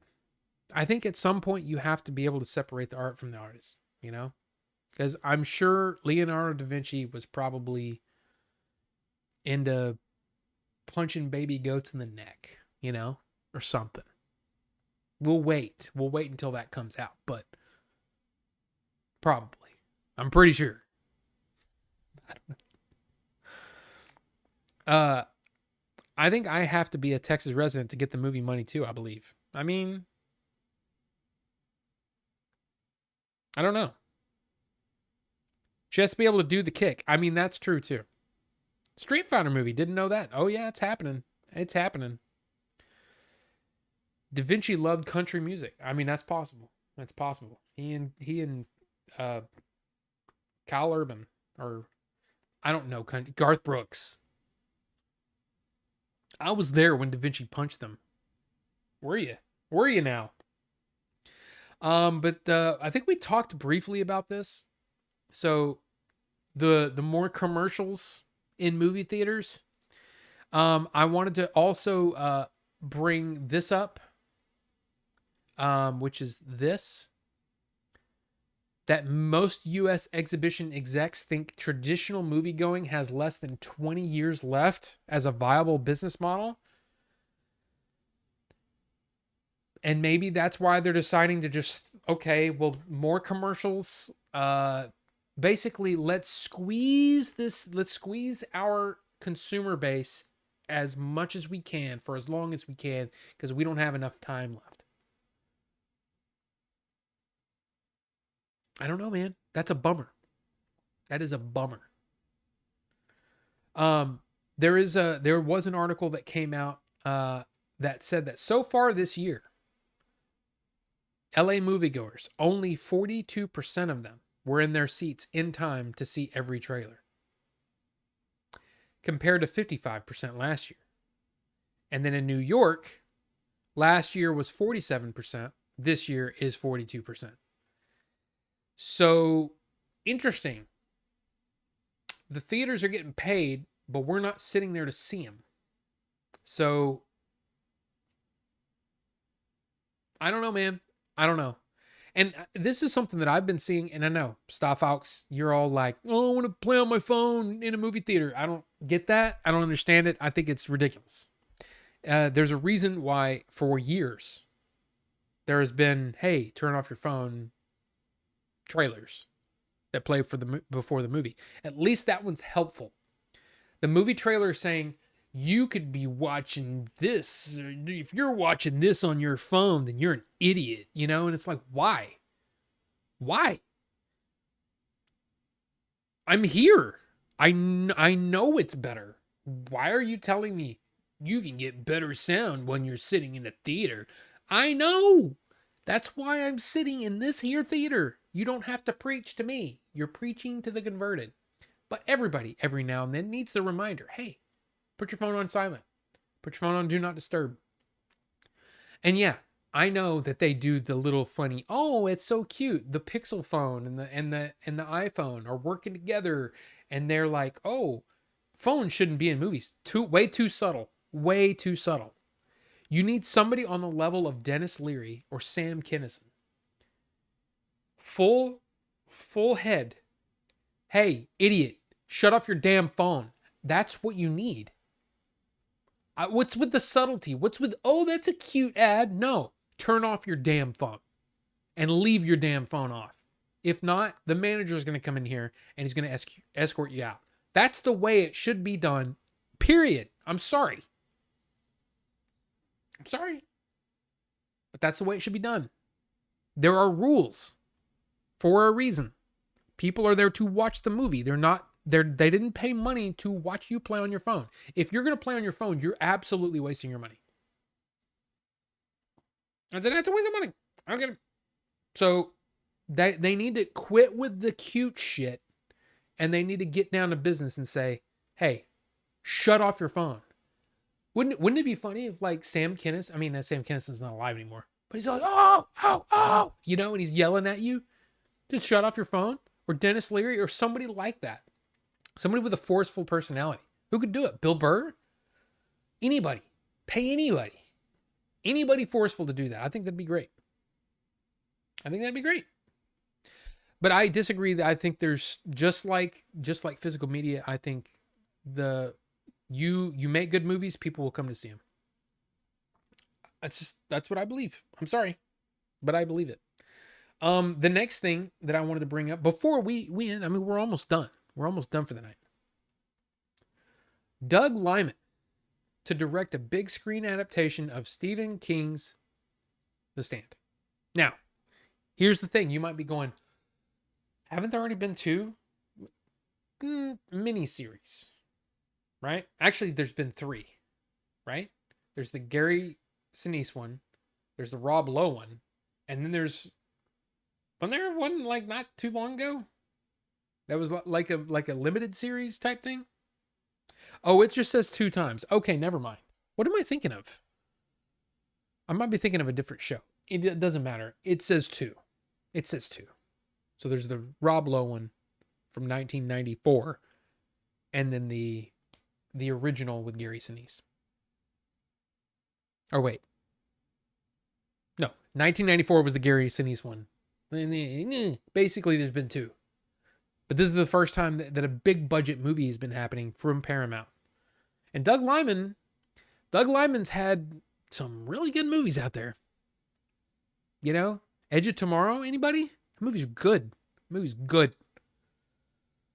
But like it says here in the article, The Stand is King's longest book. I don't know. Oh, and by the way, if you guys are into horror movies, you really should watch the trailer for Weapons, because that movie looks nuts, and I'm not a horror fan, but I'm looking forward to seeing that movie. That movie looks good. But anyway, The Stand. So that's happening. That's a thing. And then, did you guys see this? I'm baffled by this, because I thought the plan was to keep the TV stuff on TV, or the Disney Plus stuff on Disney Plus, keep the movie stuff in the movies. And apparently now the Punisher is going to be in the Spider-Man movie, which you might say, well, Rob, wasn't Daredevil in the last Spider-Man movie? Yes, he was. But I felt like that was just a cute thing. I didn't think that was going to be a thing where the Punisher was going to be in the movie. Here's the thing. I get it. I understand. Look, Wraith is like, weapons I'll see. Nothing else but weapons I'll see. Star Fox is saying, oh God, another Holland Spider movie. But guess what? I like them. I think they're fun. So I just think it's interesting, because how are you going to take John Bernthal as the Punisher and bring him to Spider-Man? Those are very different, like, audiences. like I don't know how that's going to work. So I'm interested just on that level. Like, how are you going to bring the Punisher down? Are you going to bring Spider-Man up? Doubt that. They're probably going to bring the Punisher down, right? So we're going to get like a PG-13 Punisher. I don't know. So I'm excited to see this, because I like Spider-Man. I think Spider-Man is, I mean, outside of DC, I think Marvel, Spider-Man's my favorite. He's always been my favorite character. Even though I love the X-Men too. Spider-Man's my favorite. And of course there was other Marvel news. I know not everybody cares, but man, okay, wait. Hold on.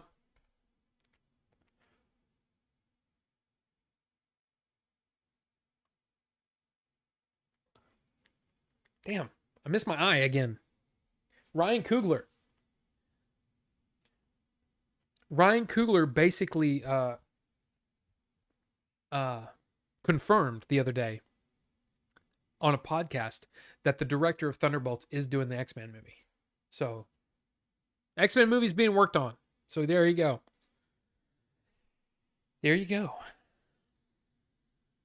Anyway.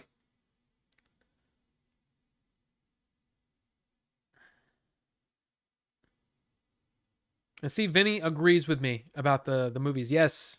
Yeah. Time for intermissions? I don't know.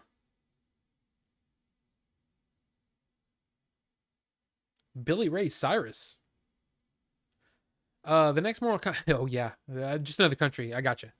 Next Mortal Kombat was slated for this year, but not sure if they'll get it out. I haven't heard much about it. Usually, you know, we'd see something, right? Some sort of trailer. I don't know. Loadabolic's headline from Variety. Nonsense. Wait, a guy actually said that, though. I mean, and the way that they're acting with these commercials and things, that is not a customer-friendly response to anything. That is, to me, that seems very short-sighted. And that means to me that they're looking to squeeze the existing customer base as much as they can, as long as they can. And the only way that you can do that is by trying to do that. Because there's very few things that the theaters have been doing lately to really benefit the customer experience. I will say that the AMC A list is pretty awesome.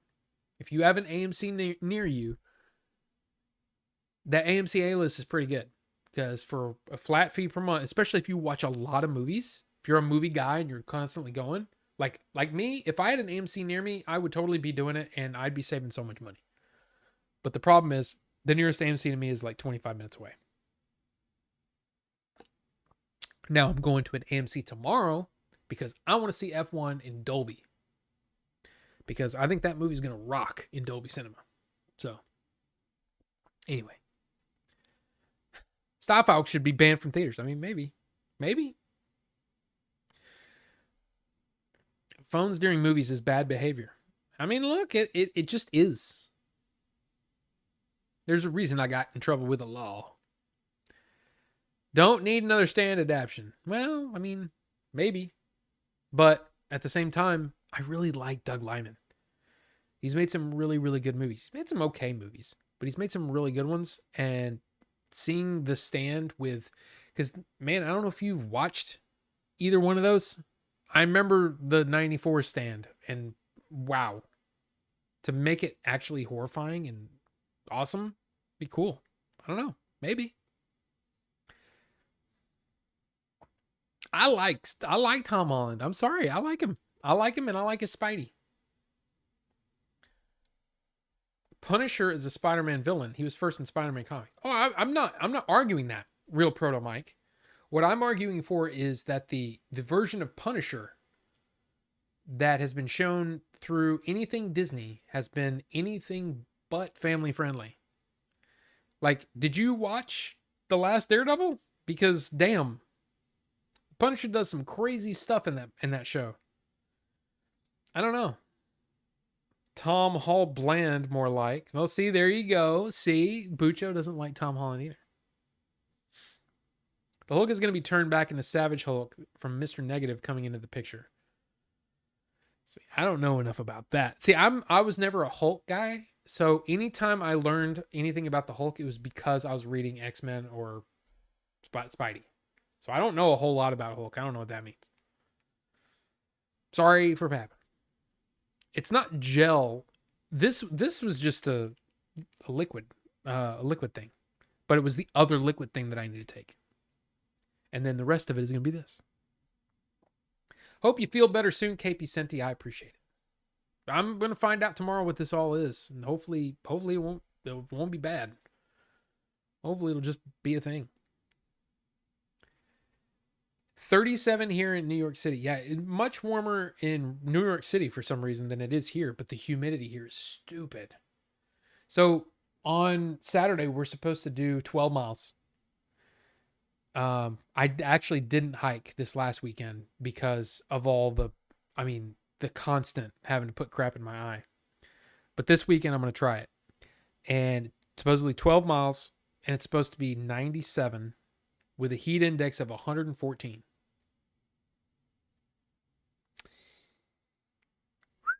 That's really warm. I have a card and I pay 17 pounds a month and can see as many films as I want. See, yeah. And that's what the AMC A-list thing is. Like here for me, it would be $20 a month and I'd get to see 4 movies. I think it's 4 movies a week. It's something stupid. Or it's 4 movies a month, which more than pays considering my tickets are like $15 each. That more than pays for it. It'd be so awesome. But again, I don't want to drive 25 minutes to go see a movie every week. It's too much. All the AMC in Michigan is too ghetto. I mean, that's the thing that I kind of feel sorry for people, that don't have like at least one really good movie theater around them, because man, I'm lucky. I have within about 30 minutes, I have 2, 3. I have a couple of substandard ones, but for the most part, I have like 4 or 5 really nice theaters to go to. Actually, more than that if I go to 30 minutes. 35 minutes, probably add another 7. I don't know. It's a lot.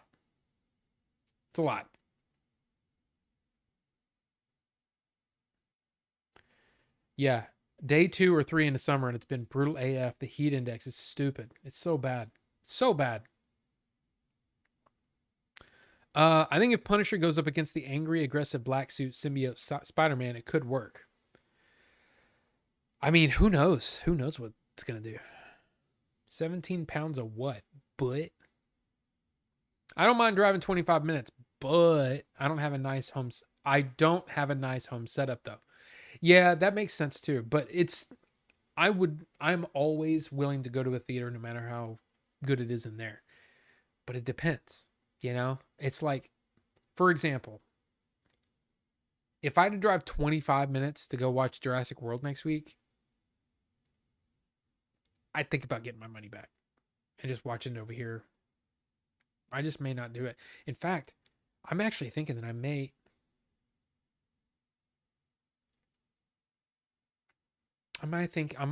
think about changing that screening so I don't have to stay up all night.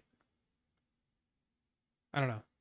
Because I've heard it's just not it's and I knew it. I saw the trailers and I was like, this doesn't look like it's for me. But it's Gareth Edwards, I kind of want to see it. And then hearing the reviews last night, or today, I was like, I don't know if I need to spend that money. I don't know. Lucky to have Dolby and IMAX theaters near. I mean, yeah, but again, my IMAX, the best IMAX is about 45 minutes to an hour. And if it's rush hour, forget about it because it's in Dallas. It's in downtown Dallas, or not downtown, but it's in Dallas, and it would take me forever to get there. From where I live. I do have a theater that has IMAX, but it's not. I hate that theater. I don't like it. It's the same AMC has a Dolby Cinema like next door, like across the hall, and it's so much better. Like I love Dolby Cinema, but IMAX is just not my thing.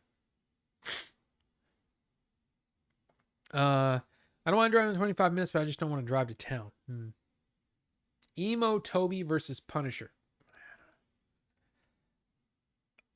Mine used to have a bar. I don't know if it still does. I can't remember. They have drinks named after movies. Showzama, you're back. Well, you're just in time for the hangout. If you want to hang out for a bit. I have messages. Oops. Oh.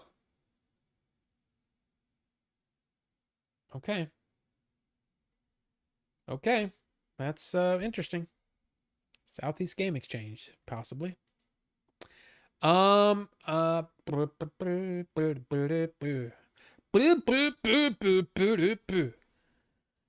the button. And now I'm on. So yeah, I'm in the voice channel now. You guys want to hang out for a bit? I probably have to get off around 11:30 because I still have to get up in the morning and go to the thing. But yeah. That's what we're doing. You guys want to hang out for a bit? Let's do it. And there's Ninjinzu right there.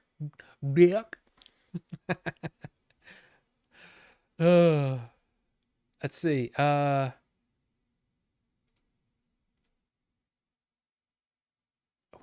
What Order 42 Community Hub?